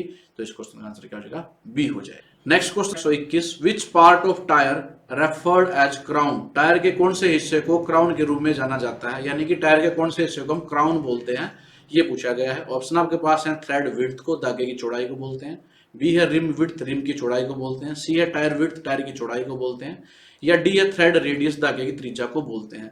देखो जो क्राउन होता है, वैसे क्राउन का मतलब ताज होता है, और ताज कहाँ? सिर पर पहना जाता है। तो जो हमारा टायर है, टायर के यहाँ ऐसे बने होते हैं, उन्हीं को क्या बोला जाता है? क्राउन बोला जाता है। यानी कि crown refer as the central threaded area of the tyre that makes primary contact with the road, provide grip, जो ग्रिप प्रोवाइड करता है, ट्रैक्शन प्रोवाइड करता है, और जो टायर का हिस्सा रोड के साथ यहाँ कॉन्टेक्ट में होता है उसी को क्या बोलते हैं, क्राउन बोलते हैं, ताज बोलते हैं। तो ऑप्शन के हिसाब से इसका आंसर बन जाएगा थ्रेड रेडियस। इस क्वेश्चन का आंसर क्या हमारा डी है। हालांकि यहाँ पर थ्रेड रेडियस नहीं होना चाहिए, मिसप्रिंट हो सकता है। अगर आप थ्रेडेड एरिया लिख दे तो ये क्वेश्चन का आंसर और थोड़ा बेस्ट हो जाए। तो थ्रेड एरिया जहां भी आ जाए तो उसको क्या कहते हैं, हम क्राउन कहते हैं। वो हिस्सा होता है जो टायर का हमारा रोड के साथ कॉन्टेक्ट में होता है और हमें हमारे व्हीकल को ग्रिप प्रोवाइड करता है, ट्रैक्शन प्रोवाइड करता है, तो उसी को क्राउन कहा जाता है। तो थ्रेड रेडियस लिखा हो या थ्रेड एरिया लिखा हो वही हमारा आंसर हो जाएगा। नेक्स्ट क्वेश्चन हमारा 122, what is the name of the distance between the most protruding portion on the both side of the tyre. Protruding का मतलब होता है जो बाहर निकला हुआ हिस्सा है, यानी कि टायर के दोनों पक्षों पर सबसे बाहर निकले वाले हिस्से के बीच की दूरी का नाम क्या है, उनके बीच की दूरी को क्या कहते हैं। ऑप्शन है टायर का आउटर डायमीटर कहते हैं, बी है टायर की हाइट बोलते हैं, सी है टायर विड्थ होती है, या डी है थ्रेड रेडियस होता है। तो जो हमारे टायर के दोनों तरफ जो साइड निकला होता है उस एरिया को, उसको क्या बोलते हैं, विड्थ बोलते हैं भाई। क्या बोलते हैं, टायर की विड्थ, टायर की चौड़ाई। तो इस क्वेश्चन का आंसर क्या हो जाएगा, सी हो जाएगा। आसान था। ये ऐसे हमारा टायर होता है तो यहां से लेकर यहां तक की जो ये चौड़ाई है इसी को बोलते हैं टायर की विड्थ, यानी कि टायर की चौड़ाई। यही इस क्वेश्चन का आंसर था, सी पे टिक कर देंगे। नेक्स्ट क्वेश्चन हमारा 123, what does the number 14 PR denotes in the tyre specification 9 inch into 14-14 PR, यानी कि जो टायर विनिर्देश है अगर ऐसे लिखा हुआ है तो उसमें जो ये 14 PR 14 PR इसका अर्थ क्या होता है ये पूछा गया है। ऑप्शन आपके पास है, ए ऑप्शन है शोल्डर विड्थ, कंधे की चौड़ाई, बी है बिड सर्कल एरिया यानी बिड सर्कल का व्यास, सी है प्लाई रेटिंग और डी है टायर की थिकनेस। तो जो 14 PR है, PR से पड़ता है ply rating, PR ply rating. तो इस क्वेश्चन का आंसर क्या हो जाएगा, सी हो जाएगा। तो जो 14 PR करके लिखा हुआ है ये प्लाई की रेटिंग बताता है, और ये जितनी ज्यादा रेटिंग होगी उतने ही ज्यादा उस टायर की क्या होगी, स्ट्रेंथ होगी। तो ये स्ट्रेंथ को भी प्रदर्शित करता है। तो PR का मतलब है प्लाई रेटिंग, सी पर टिक करेंगे। नेक्स्ट क्वेश्चन हमारा 124, how the tyre is specified, tyre कैसे निर्दिष्ट किया जाता है, यानी क्या क्या चीज उसमें अगर आपको टायर को स्पेसिफिकेशन देनी हो, स्पेसिफाइड करना हो तो आप क्या क्या चीज मुख्य तौर पर उसमें बताएंगे, ये क्वेश्चन में पूछा गया है। ऑप्शन ए है आपके पास shoulder width, bead circle diameter, ply rating. B option है shoulder diameter, bead circle diameter, ply rating. C है shoulder width, tyre thickness. D है ply rating, tyre inner circle diameter, shoulder width. तो जो tyre की specification है उसको specified करते हैं मेनली मुख्य तौर पर उसमें ये हमारी चीजें होती हैं, shoulder width, bead circle diameter और प्लाई रेटिंग। तो इस क्वेश्चन का आंसर क्या हो जाएगा, ए हो जाएगा। कंधे की चौड़ाई, बेल्ट सर्कल का व्यास और प्लाई रेटिंग मुख्य तौर पर स्पेसिफाइड करने के लिए तीन चीजों की जरूरत पड़ती है, अपने याद रखना है। Next question 125, what is the name of the part marked as X in the cast wheel. Cast wheel में एक्स के रूप में चिन्हित भाग का नाम बताओ। ये कास्ट व्हील है और ये जो पार्ट है यहाँ पर इसका अपने नाम बताना है, इसको क्या कहते हैं। ऑप्शन आपके पास है टायर, बी है रिम, सी है ट्यूब और डी है हब। ये सभी को पता होगा, जिस बच्चे ने भी थोड़ा बहुत MMA का लेक्चर अटेंड किया होगा इस टॉपिक का। ये क्या होता है, हमारा हब होता है। तो इस क्वेश्चन का आंसर क्या हो जाएगा, डी हो जाएगा। और हब में क्या होता है, जो आगे एक्सल होता है हमारे व्हीकल का, एक्सल को और व्हील को जोड़ने के लिए, जो टायर है व्हील है उसको जोड़ने के लिए ये हब का प्रयोग किया जाता है। और हब क्या है, फिर हमारे बहुत स्मूथ मूवमेंट देता है एक्सल के अंदर टायर को घूमने के लिए। तो ये क्या हमारा हब है। तो इस पार्ट को क्या कहेंगे, हम हब कहेंगे। इस क्वेश्चन का आंसर डी है। Next question 126, what is the name of the part marked as X in the flat type rim. Flat type rim में एक्स के रूप में जो चिन्हित भाग है इसको क्या कहेंगे। ऑप्शन आपके पास है, ए ऑप्शन है सेंटर पोजीशन, केंद्र स्थिति। बी है प्लेन स्प्लिट लॉक रिंग, साधारण विभाजक लॉक रिंग कहेंगे। सी है रिम प्रोजेक्शन और डी है रिम आउटर एज। तो ये डायग्राम आपको क्वेश्चन के साथ मिलेगा। थोड़ा इसमें कंफ्यूजिंग है तो मैंने एक डायग्राम और लिया समझाने के लिए। ये इस प्रकार से भाई ये पार्ट इसमें लगा हुआ है और इसको हम बोलते हैं प्लेन स्प्लिट लॉक रिंग, साधारण विभाजक लॉक रिंग। एक लॉक रिंग होती है जो यूज की जाती है ताकि जो हमारा टायर है हमारे रिम में अच्छी तरह से फंसा रहे, हमारे व्हील को वो बाहर ना निकलने दे, यानी कि the lock ring engage with the rim component holding the tyre in the place and preventing it from the coming off the rim, यानी कि हमारे टायर को रिम के साथ जोड़ के रखता है, होल्ड करके रखता है टायर को, ताकि टायर जब हमारा मोमेंटम है वो निकल के बाहर ना चला जाए। तो इसको हम बोलते हैं प्लेन स्प्लिट लॉक रिंग। नाम में देखो लॉक रिंग, यानी कि लॉक करती है, किसको करती है, टायर को रिम के अंदर। तो बी पे टिक करेंगे इस क्वेश्चन के लिए। नेक्स्ट क्वेश्चन हमारा 127, Which type of wheel consists of two separate discs are clamped together? किस प्रकार के पहिए दो अलग अलग डिस्क के एक साथ दबाए जाते हैं, यानी कि वो जो बनावट है उसकी दो डिस्क होती है, फिर वो क्लैम्प करके एक रिम बनाया जाता है, एक व्हील बनाया जाता है। तो उस टाइप के व्हील को हम क्या कहते हैं? ऑप्शन आपके पास है स्प्लिट व्हील विभाजित पहिया, बी है वायर व्हील, सी है डिस्क व्हील, डी है हमारा हैवी व्हीकल व्हील। तो जो दो सेपरेट डिस्क को जोड़ के बनाया जाता है उसको बोलते हैं स्प्लिट व्हील। इस क्वेश्चन का आंसर क्या हो जाएगा? ये हो जाएगा। आसान था। देखो दो सेपरेट डिस्क हैं आपकी, मान ऐसे डिस्क है और उनको जोड़ दें, क्लैंप कर दें, तो जो व्हील बनेगा उसको स्प्लिट व्हील कहेंगे, विभाजित, यानी दो पार्ट है ना, विभाजन हुआ है, विभाजन को जोड़ दिया हमने, दो पार्ट को जोड़ दिया, तो इसको बोलेंगे हम स्प्लिट व्हील। ए पर टिक करेंगे। नेक्स्ट क्वेश्चन है 128, what is the type of the wheel? पहिए का प्रकार। ये भाई आपका जो पिक्चर है दी गई है क्वेश्चन के साथ, इसको देख के आपने बताना है कि ये कौन से टाइप का व्हील है, और ये व्हील ऐसे यूज किया जाता है गाड़ी में, अगर यूज होगा तो इस प्रकार से दिखता है। ऑप्शन आपके पास है डिस्क व्हील, बी है स्प्लिट व्हील, सी है हैवी व्हीकल व्हील, और डी है हमारा वायर व्हील। तो आप आसानी से देख सकते हो इसमें अलग अलग बहुत सारी वायर लगी हुई हैं, तो इसको क्या बोलते हैं हम? वायर व्हील कहते हैं। तो इस क्वेश्चन का आंसर क्या हो जाएगा? डी हो जाएगा। बहुत ही आसान क्वेश्चन था। नेक्स्ट क्वेश्चन हमारा 129, what is the type of the wheel? पहिए के प्रकार क्या है? अलग अलग टाइप के व्हील आ रहे हैं क्वेश्चनों में, तो इनको अच्छे से देख लो। ऑप्शन वही है आपके पास, wire wheel, disc wheel, split wheel और हैवी व्हीकल व्हील। तो जो स्प्लिट व्हील और वायर व्हील आप देख चुके हो, heavy vehicle wheel special type कोई होती नहीं, तो एक ही बचती है, ये क्या हमारा डिस्क व्हील है। तो इस क्वेश्चन का आंसर क्या हो जाएगा? बी हो जाएगा, डिस्क व्हील। ये डिस्क में बने होते हैं, डिस्क के रूप में बने होते हैं, तो इसलिए इसको क्या बोलते हैं? डिस्क व्हील कहते हैं। नेक्स्ट क्वेश्चन हमारा 130, what is the servicing procedure carried out in the wheel? पहिए में किए जाने वाले सेवा प्रक्रिया का नाम बताओ। भाई ये हमारा यहाँ पर एक टायर है गाड़ी का, यहाँ देखो ये, ठीक है, और उसमें ये ऑपरेटर लगा हुआ है, इस ऑपरेटर से कुछ चेक किया जा रहा है, आपने बताना ये क्या चेक किया जा रहा है। ऑप्शन आपके पास है, ए ऑप्शन है checking camber angle, camber angle की जांच की जा रही है, बी है checking caster angle, caster angle के कोण की जांच की जा रही है, checking the king pin inclination, king pin की झुके होने की जांच कर रहे हैं, या चेकिंग द इंक्लूडेड एंगल समाविष्ट कोण की जांच कर रहे हैं। तो ये जो प्रोसेस है, जब हम व्हील की अलाइनमेंट करवाते हैं उस टाइम पे इसका यूज किया जाता है, इस ऑपरेटर्स का, और ये चेक किया जा रहा है कैम्बर एंगल। तो इस क्वेश्चन का आंसर क्या हो जाएगा? ये हो जाएगा। ये कैम्बर एंगल की जांच की जा रही है, कैम्बर कोण कितना है, कैम्बर एंगल कितना है, क्योंकि अगर ये एक स्पेसिफाइड लिमिट से कम या ज्यादा होगा तो जो हमारे टायर हैं वो ज्यादा वोर्न आउट होंगे, ज्यादा घिसेंगे, एक साइड से ज्यादा घिस जाएंगे, एक साइड से कम घिसेंगे। तो इसलिए अलाइनमेंट करते समय कैम्बर एंगल भी चेक किया जाता है, और इस ऑपरेटर से उसको चेक करते, इस प्रकार से चेक किया जाता है। अगर किसी ने व्हील अलाइनमेंट करवाई होगी कार की तो वो उसको तो अच्छे से पता ही होगा। अगर दूसरे बच्चे भी इस ऑपरेटर को ऐसे यहाँ पकड़ा हुआ है, ऊपर ये हिस्सा ऊपर लग जाता है, ये नीचे लगता है, और फिर ये इसकी एंगल को देख लेता है कितना वो झुका हुआ है। तो क्या चेक कर रहे हैं? कैम्बर एंगल चेक करें, ये आपने याद रखना है। नेक्स्ट क्वेश्चन हमारा 131, which advantage does not suit to wheel alignment? कौन सा लाभ पहिया संरक्षण के लिए उचित नहीं है? इसमें क्वेश्चन में पूछा गया, भाई 4 हमें एडवांटेज दिए गए, 4 ऑप्शन दी गई है, कौन सा व्हील अलाइनमेंट के साथ मैच नहीं करता, यानी कि कौन सा व्हील अलाइनमेंट का एडवांटेज नहीं है, लाभ नहीं है। ऑप्शन है मिनिमाइज टायर व्हील, यस, अगर व्हील अलाइनमेंट सही होगी तो हमारा टायर व्हील कम हो जाएगा, तो ये तो उसका एडवांटेज है, आंसर नहीं बनेगा। रिड्यूस द ड्राइवर एफर्ट, ये भी व्हील अलाइनमेंट सही होगी तो जो ड्राइवर को पहिए को घुमाने में, रोटेट करने में जो एफर्ट है वो कम करना पड़ेगा, ये भी लाभ होता है।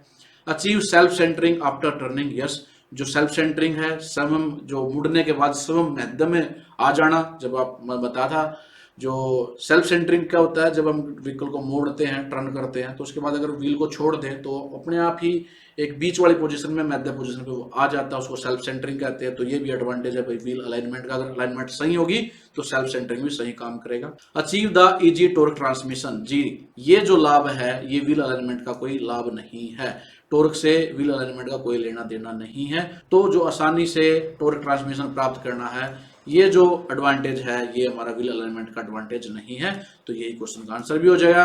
तो यही पूछा गया था इन चार में से कौन सा एडवांटेज व्हील अलाइनमेंट से संबंधित नहीं है। तो अचीव इजी टॉर्क ट्रांसमिशन इसका आंसर है, क्योंकि इसका व्हील अलाइनमेंट के साथ कोई भी संबंध नहीं है। तो डी पर टिक करेंगे। Next question 132, which part of electronic power steering revert back to manual steering in case of failure of power steering. Question में ये पूछा गया भाई अगर पावर स्टीयरिंग है आपकी गाड़ी में, इलेक्ट्रॉनिक पावर स्टीयरिंग, और वो फेल हो जाए तो कौन सा पार्ट है जो उसको मैनुअल स्टीयरिंग में कन्वर्ट कर देता है। क्योंकि अगर उसको मैनुअल में ना कन्वर्ट करे और पावर स्टीयरिंग फेल हो जाए, गाड़ी को मोड़ ही ना पाओ, तो एक्सीडेंट होना की संभावना बहुत ज्यादा हो जाएगी। तो उसमें एक पार्ट ऐसा भी लगाया जाता है, अगर पावर जो स्टीयरिंग है फेल हो जाए तो हमारा जो स्टीयरिंग है मैनुअल ट्रांसमिशन में, मैनुअल में कन्वर्ट हो जाता है। तो उस पार्ट का नाम बताना, कौन उसको चेंज करता है। ऑप्शन आपके पास है सोलेनोइड वूल, बी है फेस कंपनसेटर, सी है फेल सेफ रिले, और डी है हमारा करंट कंट्रोलर। तो जो पार्ट होता है उसका नाम है हमारा फेल सेफ रिले। वही इसमें देखो नाम में छुपा फेल सेफ रिले, यानी कि अगर हमारा स्टीयरिंग फेल हो जाए और हमारा स्टीयरिंग सेफ भी रहे फेल होने के बाद, तो जो रिले होती है ये क्या करती है, हमारे पावर स्टीयरिंग को मैनुअल स्टीयरिंग में कन्वर्ट कर देती है, इसलिए इसका नाम है फेल सेफ रिले। तो इस क्वेश्चन का आंसर क्या हो जाएगा, सी हो जाएगा। Next question 133, which device in the electronic power steering convert the steering torque input and its direction into the voltage signal। भाई इलेक्ट्रॉनिक पावर स्टीयरिंग में कौन सा उपकरण, कौन सा पार्ट स्टीयरिंग टॉर्क की इनपुट को और इसकी दिशा को वोल्टेज सिग्नल में परिवर्तित कर देता है, कन्वर्ट कर देता है। पावर स्टीयरिंग में जो आप हिलाते हो, जो टॉर्क उस पर लगाते हो, जो फोर्स लगाते हो, उसको किस में कन्वर्ट करना होता है, वोल्टेज सिग्नल में कन्वर्ट करना होता है। तो वो कौन करता है। ऑप्शन आपके पास है रोटेशनल सेंसर, घूर्णन सेंसर, बी है टॉर्क सेंसर, सी है हॉल इफेक्ट सेंसर, या डी है टेम्परेचर सेंसर। तो किसको कन्वर्ट करना भाई, टॉर्क इनपुट, जो टॉर्क आपने दी है, तो इसको कन्वर्ट करने के लिए जो पार्ट होता है वो होता है हमारा टॉर्क सेंसर। टॉर्क सेंसर ये काम करता है, सेंस करता है कितना टॉर्क आपने लगाया, उसको सेंस करके किस में कन्वर्ट कर देता है, वोल्टेज सिग्नल में कन्वर्ट कर देता है। इस क्वेश्चन का आंसर क्या हो जाएगा, बी हो जाएगा। ये भी आसान था, टॉर्क से आप रिलेट कर सकते हो टॉर्क सेंसर। नेक्स्ट क्वेश्चन हमारा 134, what is the advantage of electronic power steering. Electronic power steering का लाभ क्या है, उसका एडवांटेज क्या है, इन चार ऑप्शन में से आपसे बताना है। ऑप्शन ए है कंपैक्ट इन द साइज, आकार में कंपैक्ट, जी नहीं, साइज से इसका संबंध नहीं है, इसका कोई एडवांटेज नहीं हो सकता पावर स्टीयरिंग का। B energy being consumed only while steering, यानी कि ऊर्जा की खपत केवल स्टीयरिंग के घुमाने पर खर्च होती है। बिल्कुल, ये इसका भाई आंसर भी बताते हैं क्यों होगा। अगले ऑप्शन भी देख लेते हैं। लेस ऑक्यूपेशन ऑफ स्पेस, स्थान पर कम कब्जा करना, ये भी इसका एडवांटेज नहीं है। Number of components are less, जो घटक है उनकी संख्या कम, ये भी लाभ नहीं होगा। इसका लाभ है energy being consumed only the while steering. भाई जो इलेक्ट्रॉनिक पावर स्टीयरिंग होता है उसका एडवांटेज ये है, हाइड्रोलिक जो सिस्टम होते थे उसमें कॉन्टिन्यूसली पंप चलता है। जो हाइड्रोलिक हमारे पावर स्टीयरिंग होते थे वो कैसे ड्रिवन होते थे, हमारे पंप के द्वारा होते थे। बेल्ट ड्रिवन पंप होता था जो कि हमारे इंजन से जुड़ा होता था। तो आप स्टीयरिंग चला रहे हो या नहीं चला रहे हो उससे मतलब नहीं था, पंप क्या था, कॉन्टिन्यूसली रन होता रहता था, पावर कंज्यूम करता रहता था। लेकिन इलेक्ट्रॉनिक पावर स्टीयरिंग में ऐसा नहीं है। इलेक्ट्रॉनिक पावर स्टीयरिंग एनर्जी या पावर तभी कंज्यूम करता है जब आप उसको स्टीयर कर रहे होते हो। ऊर्जा की खपत केवल स्टीयरिंग को घुमाने में खर्च करता है, लेकिन अगर आप स्टीयरिंग को नहीं घुमा रहे हो उसमें कोई ऊर्जा, कोई एनर्जी की खपत नहीं होगी। ये एक अच्छा एडवांटेज है किसका, इलेक्ट्रॉनिक पावर स्टीयरिंग का। Energy being consumed only while steering, तो इस क्वेश्चन का आंसर क्या हो जाएगा, बी हो जाएगा। ये पावर स्टीयरिंग है, केवल जब आप स्टीयरिंग करते हो तब एनर्जी की खपत करता है। लेकिन जो हाइड्रोलिक सिस्टम होते थे उसमें पंप होता था, और पंप चाहे स्टीयर कर रहे हो या व्हील को घुमा रहे हो या नहीं घुमा रहे हो, लेकिन पंप हमेशा चलता रहता था, पावर कंज्यूम करता रहता था। तो ये एनर्जी कम लेता है जो इलेक्ट्रॉनिक पावर स्टीयरिंग होता है, इसलिए इसकी जो फ्यूल एफिशिएंसी वो भी अच्छी होती है, और जो एमिशन है गैसेज का वो भी कम हो जाता है। तो ये एडवांटेज है। नेक्स्ट क्वेश्चन और आज की वीडियो का लास्ट है 135, which steering system will provide assistance even when the engine is not running. कौन सा स्टीयरिंग सिस्टम इंजन न चलने पर भी सहायता प्रदान करता है। भाई इंजन नहीं चल रहा है लेकिन आप स्टीयरिंग की हेल्प से गाड़ी को मोड़ सकते हो, वो किस में होता है। ऑप्शन आपके पास है इंटीग्रल पावर स्टीयरिंग, बी है लिंकेज पावर स्टीयरिंग, सी है इलेक्ट्रॉनिक पावर स्टीयरिंग, और डी हमारा मैनुअल स्टीयरिंग। तो वन बाय वन सभी ऑप्शन को देखते हैं। जो इंटीग्रल पावर स्टीयरिंग और लिंकेज पावर स्टीयरिंग होता है इसमें भी वही पंप लगा होता है, और पंप जुड़ा होता है हमारे इंजन से, इंजन की शाफ्ट से। तो इंजन अगर नहीं बंद है हमारा, इसमें ये तो पूछा engine is not running, engine बंद है तो शाफ्ट भी नहीं घूमेगी, पंप भी नहीं घूमेगा, तो ये हेल्प हमारी नहीं कर सकते। अब हमारे पास दो ऑप्शन बचते हैं। बच्चे कंफ्यूज हो जाएंगे मैनुअल स्टीयरिंग में। भाई आपका इंजन नहीं रन कर रहा है, मैनुअल स्टीयरिंग में इसका कोई संबंध नहीं होता। मैनुअल स्टीयरिंग में तो जो ड्राइवर होता है उसको बहुत ज्यादा फोर्स लगानी पड़ती है, टॉर्क लगाना पड़ता है हमारे व्हीकल को मूव कराने में, टर्न कराने में, तो असिस्ट नहीं करता मैनुअल स्टीयरिंग में। कंफ्यूजन नहीं होना, ये भी आंसर नहीं होगा। जिसका आंसर होता है electronic power steering. The electric motor receive power from the vehicle battery, allow for steering assistant even when the engine off। यानी कि जो इलेक्ट्रॉनिक पावर स्टीयरिंग है ये जो पावर लेता है हमारा बैटरी से लेता है। तो अगर इंजन भी बंद है लेकिन बैटरी चार्ज है तो बैटरी से पावर लेके ये हमारे स्टीयरिंग में मदद कर सकता है, हमें उसको असिस्ट कर सकता है, आसान बना सकता है हमारी स्टीयरिंग को। तो इलेक्ट्रॉनिक पावर स्टीयरिंग इसका आंसर हो जाएगा। इस पर क्लिक करेंगे, सी पर टिक करेंगे। अब करते हैं हमारी वीडियो का next question, question number 136। Which part of integral power steering reduce fluid pressure. Integral power steering का कौन सा हिस्सा द्रव दबाव को कम करता है। भाई इंटीग्रल पावर स्टीयरिंग में आपने बताना है अगर प्रेशर ज्यादा हो जाए तो उसको कम कौन करता है। ऑप्शन आपके पास है, ए है टॉर्जन बार, बी है रोटरी वाल, सी है अनलोडिंग वाल और डी है फ्लो कंट्रोल वाल। तो जो इंटीग्रल पावर स्टीयरिंग होता है उसमें ये एक अनलोडिंग वाल होती है, वो करती है प्रेशर को कम। तो इस क्वेश्चन का आंसर क्या हो जाएगा, सी हो जाएगा। अगर एक लिमिट से ज्यादा फ्लूइड प्रेशर हो जाए तो ये एक्स्ट्रा फ्लूइड को वापस रिजर्वोयर में भेज देती है, उसको ट्रांसफर कर देती है ताकि हमारा जो स्टीयरिंग सिस्टम है सेफ रहे। तो जो अनलोडिंग वाल है इस क्वेश्चन का आंसर हो जाएगा, ये आपने याद रखना है। नेक्स्ट क्वेश्चन हमारा 137। What is the role of recirculating balls in the integral power steering. जो इंटीग्रल पावर स्टीयरिंग है उसमें रीसर्कुलेटिंग बॉल यूज की जाती है, आपने बताना है उनका मकसद क्या है, उनका रोल क्या है, उनकी भूमिका आपने बतानी है। समझाने के लिए मैंने ये डायग्राम लिया है भाई, ये क्वेश्चन में आपको नहीं मिलेगा। देखो ये आपका इंटीग्रल पावर स्टीयरिंग का डायग्राम है, इसमें आप यहाँ देख रहे होगे, यहाँ पर ये ऐसे ऐसे बॉल्स हैं, इन्हीं को रीसर्कुलेटिंग बॉल बोलते हैं। आपने बताना इनका मकसद क्या है। ऑप्शन आपके पास है, ए है अफेक्ट स्टीयरिंग स्टेबिलिटी, स्टीयरिंग स्थिरता को प्रभावित करना, जी नहीं। Prevent control in the event of hydraulic failure, hydraulic failure हो जाए तो उस केस में इसको कंट्रोल को प्रिवेंट करना, जी नहीं। Combine high mechanical efficiency with the smooth operation, उच्च यांत्रिक दक्षता को सुचारू संचालन के साथ संयोजित करना, बिल्कुल यही इसका आंसर हो जाएगा। सी पर टिक करेंगे। डी देख लेते हैं, प्रोवाइड हार्ड स्टीयरिंग, कठिन स्टीयरिंग प्रदान करना, जी नहीं। तो combine higher mechanical efficiency with the smooth operation इसका आंसर है। क्यों? क्योंकि ये क्या करते हैं, ये हमारा वोम गियर है भाई। जो इंटीग्रल पावर स्टीयरिंग में गियर यूज किया जाता है वो किया जाता है वोम गियर। तो जब आप व्हील को रोटेट करते हो तो ये जो वोम गियर है ये रोटेट करता है। तो अगर इसका डायरेक्ट कांटेक्ट कर दे हम इसके साथ विदाउट बॉल्स के, तो ये एफर्ट हमें ज्यादा लगाना पड़ेगा और जो हमारा ये वोम गियर है ये ज्यादा घिसेगा, इसका वियर एंड टियर भी ज्यादा होगा। तो इससे बचने के लिए मैंने इसके बीच में क्या डाल दी, बॉल्स डाल दिए ऐसे राउंड।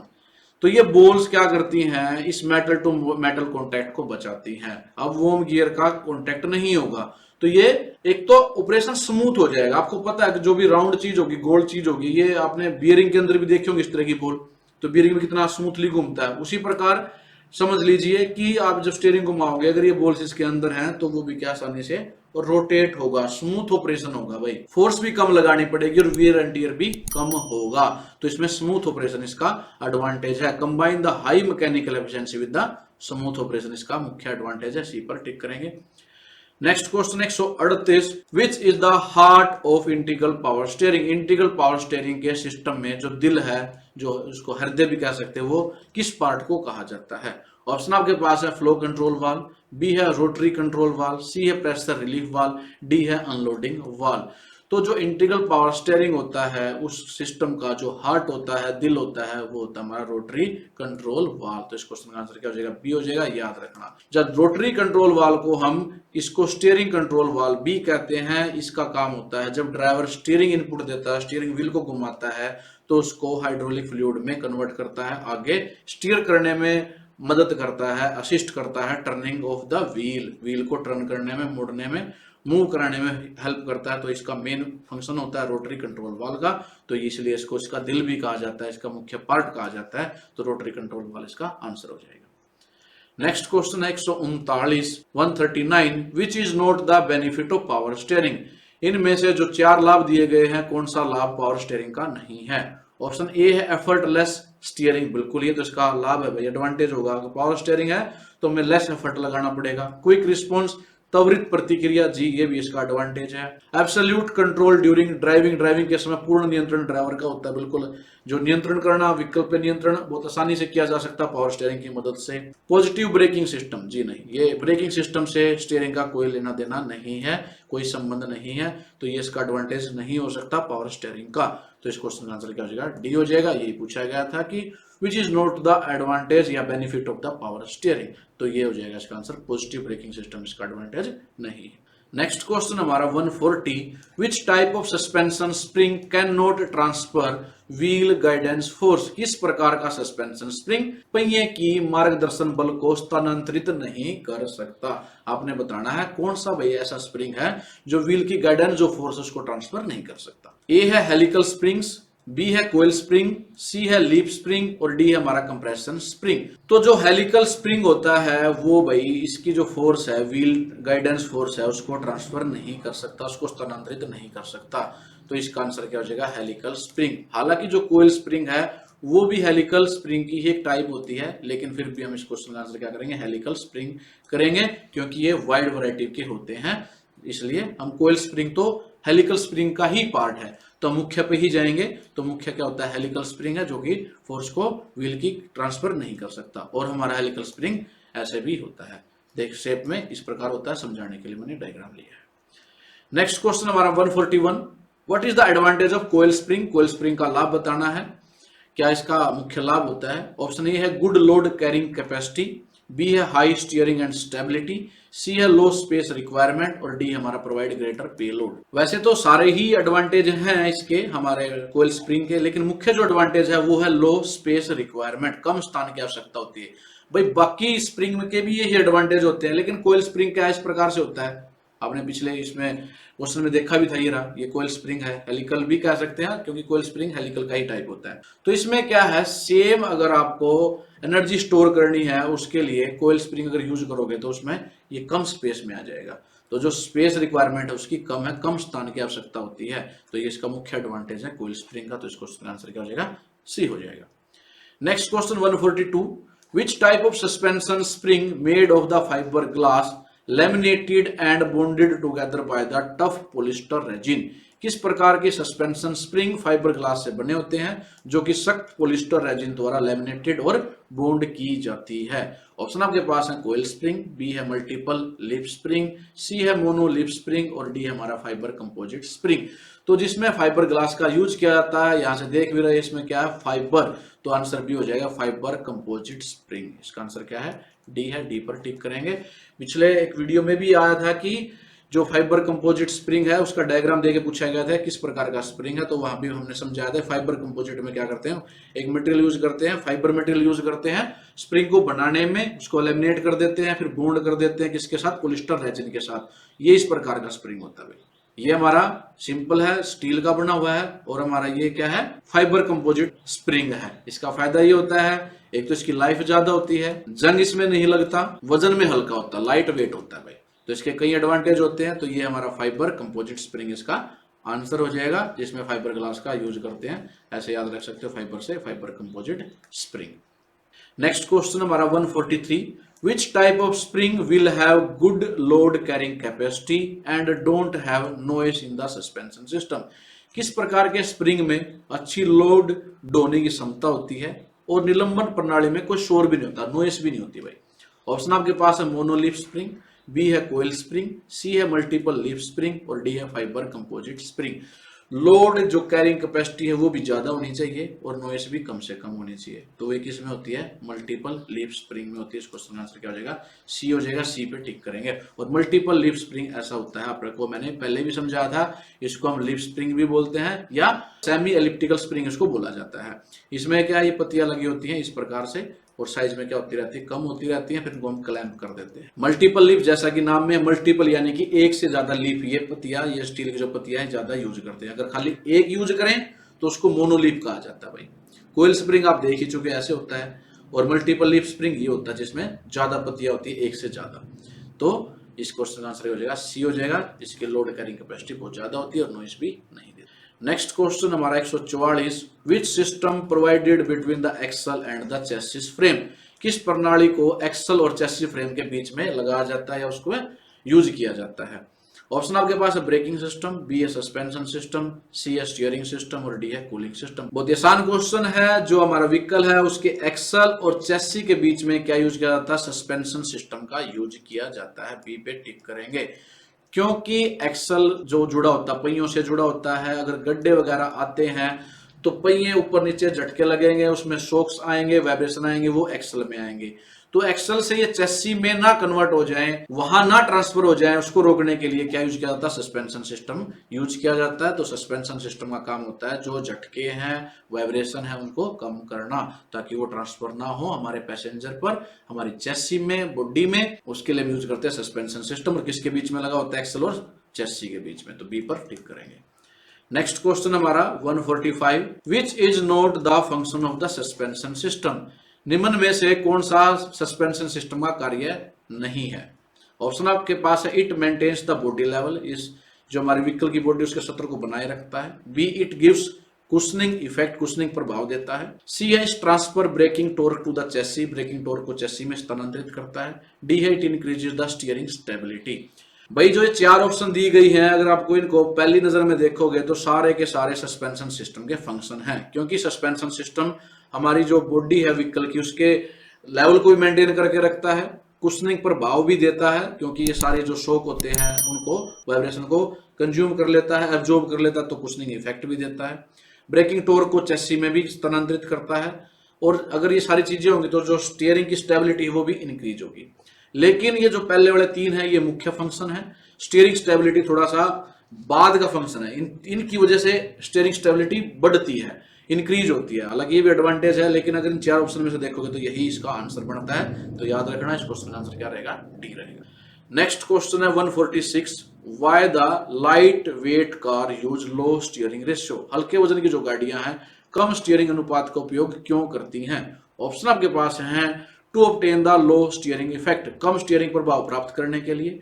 बी है, to obtain the large steering effect, बड़े स्टीयरिंग प्रभाव को प्राप्त करने के लिए। सी है, to obtain the constant steering effect, निरंतर स्टीयरिंग प्रभाव को प्राप्त करने के लिए। डी है, to obtain the no steering effect, कोई स्टीयरिंग प्रभाव प्राप्त करने के लिए। तो पहले समझते हैं कि लो स्टीयरिंग रेशियो या स्टीयरिंग रेशियो होता क्या। देखो यहां मैंने डेफिनेशन लिखी है स्टीयरिंग रेशियो की। Steering ratio refers to the amount of steering wheel rotation required to turn the wheel a certain amount, यानी कि आपको व्हील को घुमाना है, टर्न करना है, तो कितना व्हील घूमेगा, आप कितनी मूवमेंट दोगे स्टीयरिंग व्हील को। आप देखते हो स्टीयरिंग व्हील थोड़ा सा घुमाते हैं तो हमारी कार ज्यादा मुड़ती है, तो स्टीयरिंग व्हील को आपने कितना घुमाया और आपके व्हील कितना घूमे, तो उसी के जो रेशियो होता है उसी को बोलते हैं स्टीयरिंग रेशियो। तो कार में ये क्या यूज करते हैं, हम लो स्टीयरिंग रेशियो यूज करते हैं, क्योंकि लो स्टीयरिंग रेशियो से जो उसका इफेक्ट होगा वो क्या होगा, लार्ज होगा। तो इसका आंसर क्या हो जाएगा, to obtain the large steering effect. तो इसका आंसर क्या हो जाएगा, बी हो जाएगा। और इसका मतलब क्या है, it enhance the handling and responsiveness allowing for quicker and more precise steering adjustment with the minimal wheel turn, यानी कि व्हील जो स्टीयरिंग व्हील है बहुत कम घुमाओगे तो भी कार ज्यादा मुड़ेगी, ज्यादा टर्न लेगी। तो इसलिए जो लो स्टीयरिंग रेशियो है उसका यूज करते हैं, ताकि जो स्टीयरिंग इफेक्ट है उसका जो प्रभाव है स्टीयरिंग का वो ज्यादा एरिया में या ज्यादा हो सके। तो इस क्वेश्चन का आंसर बी रहेगा। नेक्स्ट है 147, which angle helps in the self centering of the wheel after negotiating a turn, कौन सा कोण मोड़ के बाद पहियों को स्व संरेखण में मदद करता है। ऑप्शन आपके पास है कास्टर एंगल, बी है king pin inclination angle, C है कैम्बर एंगल और डी है included angle. Caster angle, king pin inclination angle, camber angle, included angle, ये सारे एंगल हम पिछली वीडियोज में समझ चुके हैं क्या होते हैं। जिसने नहीं पिछली वीडियो देखी तो जरूर देख ले ताकि समझ में आ जाए।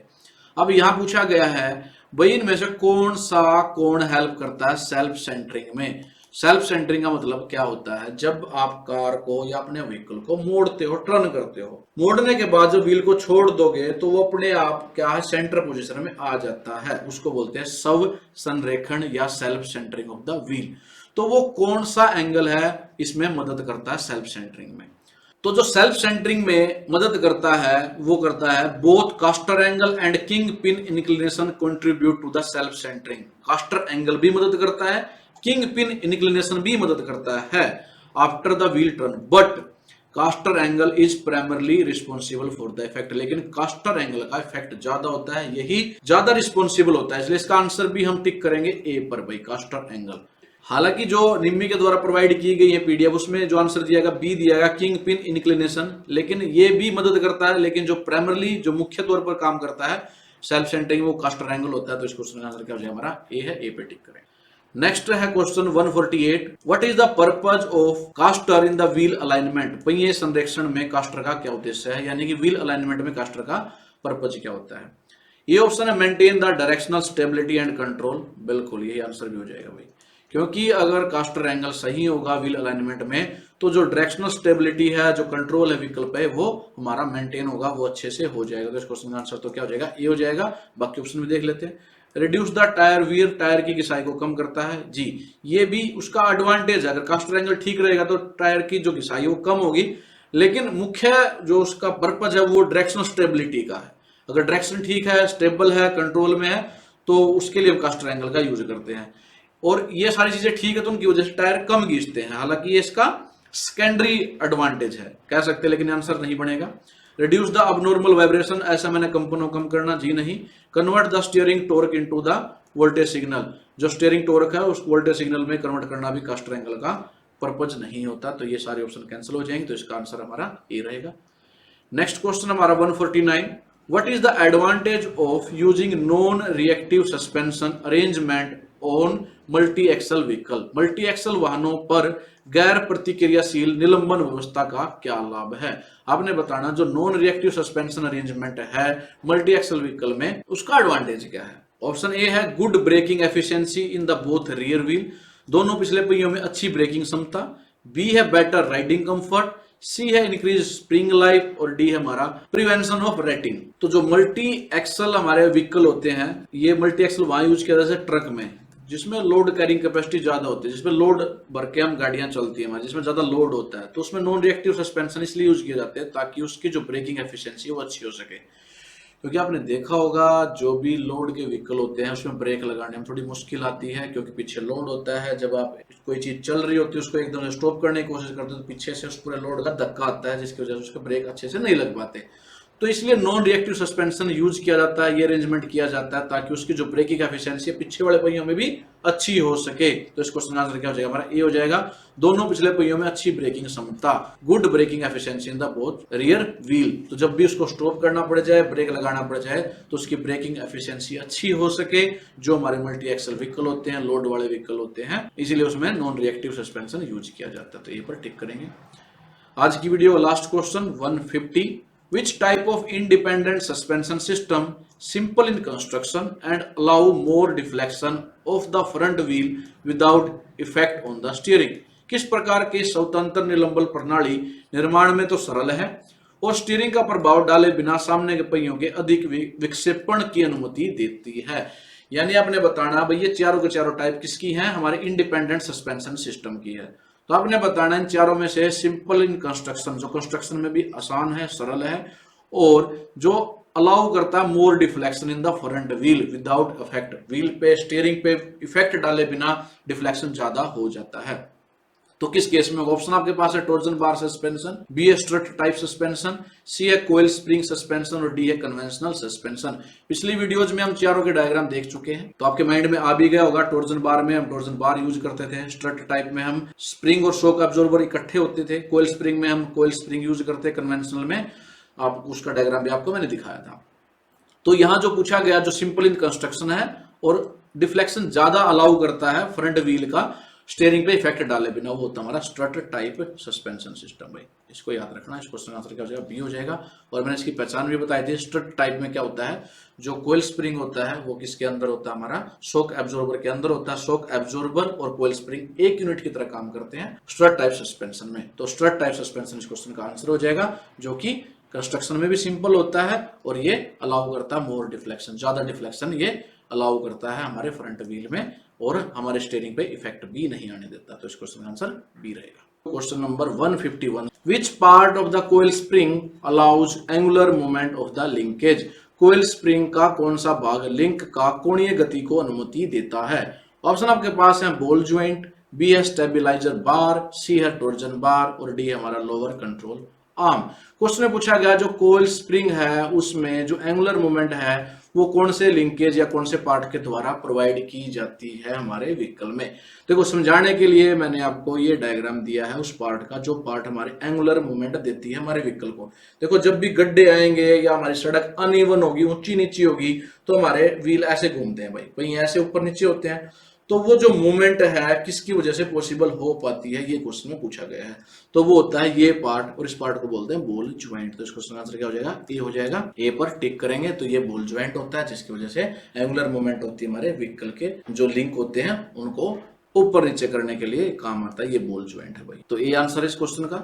नेक्स्ट क्वेश्चन हमारा 152, which type of spring suspension responds quickly to the road. So किस प्रकार का स्प्रिंग सस्पेंशन सड़क के झटकों का जल्दी जवाब देता है या जल्दी रिस्पॉन्स करता है, कौन से टाइप का वो सस्पेंशन स्प्रिंग होगा। ऑप्शन आपके पास है, ए है कंप्रेशन स्प्रिंग, बी है कोयल स्प्रिंग, सी है हेलिकल स्प्रिंग और डी है हमारा ट्रांसवर्स स्प्रिंग। तो ये जो स्प्रिंग है जिसको हम कोयल स्प्रिंग कहते हैं, आपने देखा होगा बाइक में भी इसका यूज किया जाता है, ये हमारे झटकों का जल्दी रिस्पॉन्स देता है, क्विकली रिस्पॉन्ड करता है।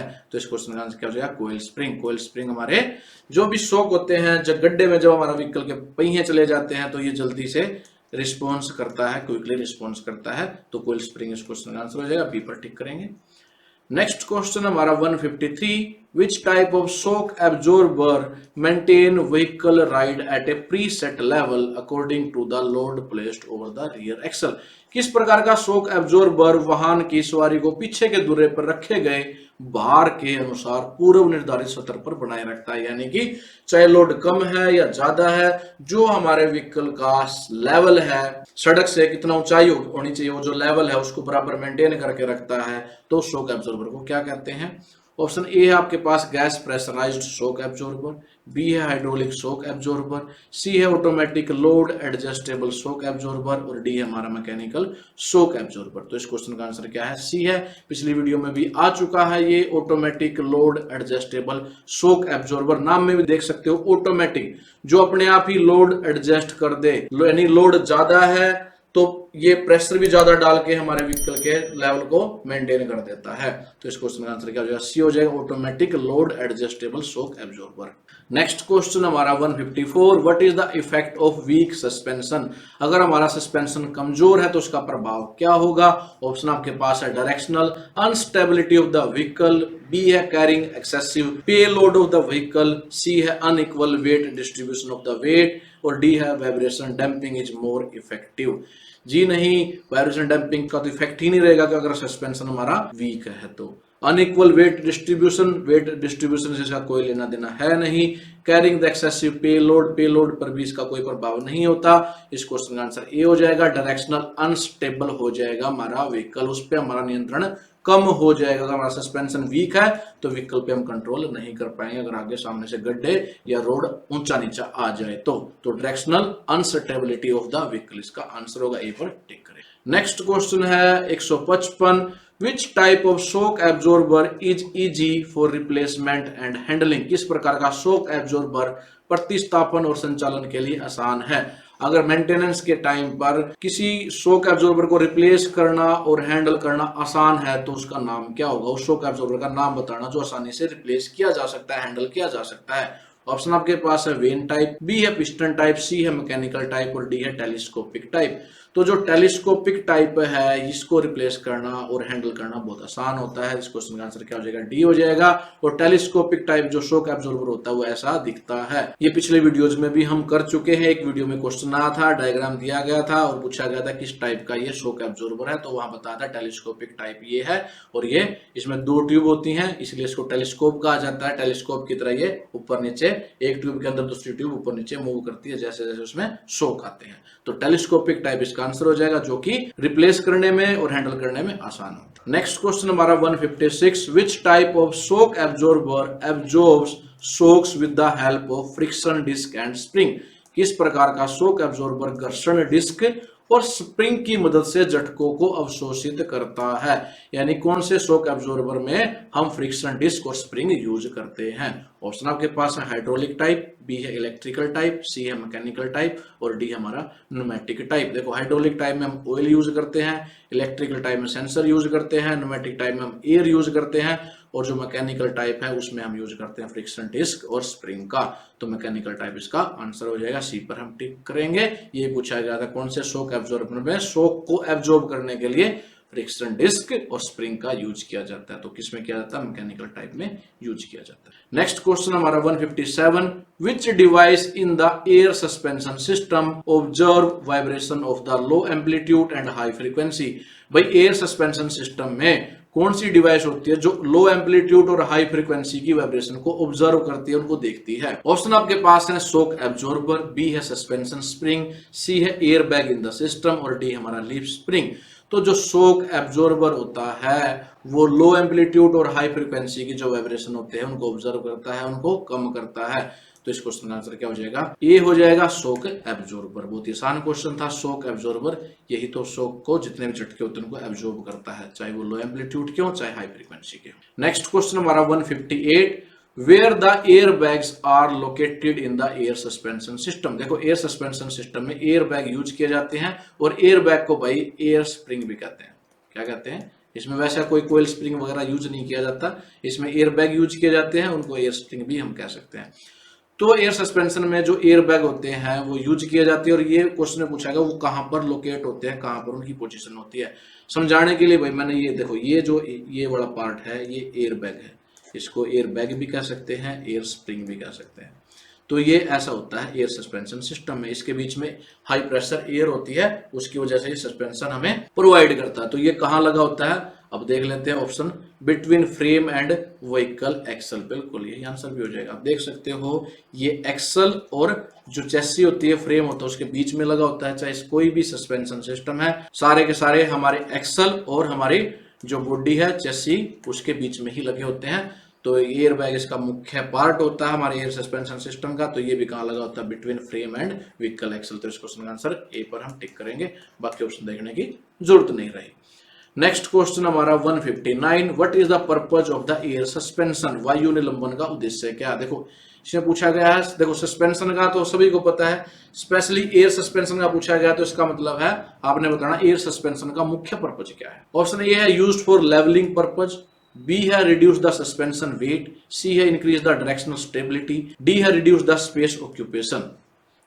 देखो तो जो एयर सस्पेंशन यूज करने का मुख्य उद्देश्य होता है वो होता है यूज्ड फॉर लेवलिंग पर्पस। हमने डिस्कस भी किया था, बॉडी को जो हमारे व्हीकल की बॉडी होती है रोड से कितना ऊपर उसका लेवल रहेगा उसको मेंटेन करना, चाहे हम ज्यादा लोड कर दें उसका या कम कर दें उसके अकॉर्डिंग ये प्रेशर को मेंटेन करके हमारी जो लेवल है व्हीकल का उसको मेंटेन करके रखता है। कौन रखता है? Air suspension system. तो इसका मुख्य पर्पज ये होता है, ए पर टिक करेंगे। देखो यहाँ लिखा भी हुआ air suspension system are designed to maintain a consistent ride height. जो राइड हाइट है उसको मेंटेन करने के लिए डिजाइन किया जाता है, regardless of the load carried by the vehicle. इस पे डिपेंड नहीं करता कि व्हीकल पर लोड कितना है, उसके हाइट को मेंटेन करने का काम होता है हमारे एयर सस्पेंशन का। तो ये इसका मुख्य उद्देश्य भी होता है, ए पर टिक करेंगे। नेक्स्ट क्वेश्चन हमारा 160, what is the disadvantage of independent suspension system. स्वतंत्र निलंबन प्रणाली का क्या नुकसान है? इसमें डिसएडवांटेज पूछा गया है। इंडिपेंडेंट सस्पेंशन सिस्टम मैंने बताया था वो होता है जिसमें हमारे दोनों पहिए क्या करते हैं? स्वतंत्र होते हैं, एक दूसरे से पे डिपेंड नहीं करते। यानी कि अगर एक पहिया हमारा गड्ढे में चला जाए तो उसकी वजह से दूसरे पे कोई इफेक्ट नहीं पड़ता, दोनों मूव करने में स्वतंत्र होते हैं, इंडिपेंडेंट होते हैं। तो उसका जो डिसएडवांटेज है उसके बहुत सारे हैं। तो यहाँ पूछा है इसका एक डिसएडवांटेज भी है, वो बताओ इसका डिसएडवांटेज क्या होगा। ऑप्शन ए है आपका मोर मेंटेनेंस कॉस्ट, इसकी जो रख रखाव की कीमत है लागत है वो ज्यादा है। बी है vibration damping is less effective, कंपन डैम्पिंग इसकी प्रभावी नहीं है। सी है shocks transmitted from one wheel to the another. D है स्प्रिंग वेट इज मोर। तो जो इसका डिसएडवांटेज है, नुकसान है, वो है भाई मोर मेंटेनेंस कॉस्ट। इसको मेंटेन करने की रख रखाव जो कीमत है, कॉस्ट है, वो ज्यादा आती है। ए पर टिक करेंगे। वाइब्रेशन डैम्पिंग तो इसकी बहुत ज्यादा इफेक्टिव होती है, आंसर नहीं होगा।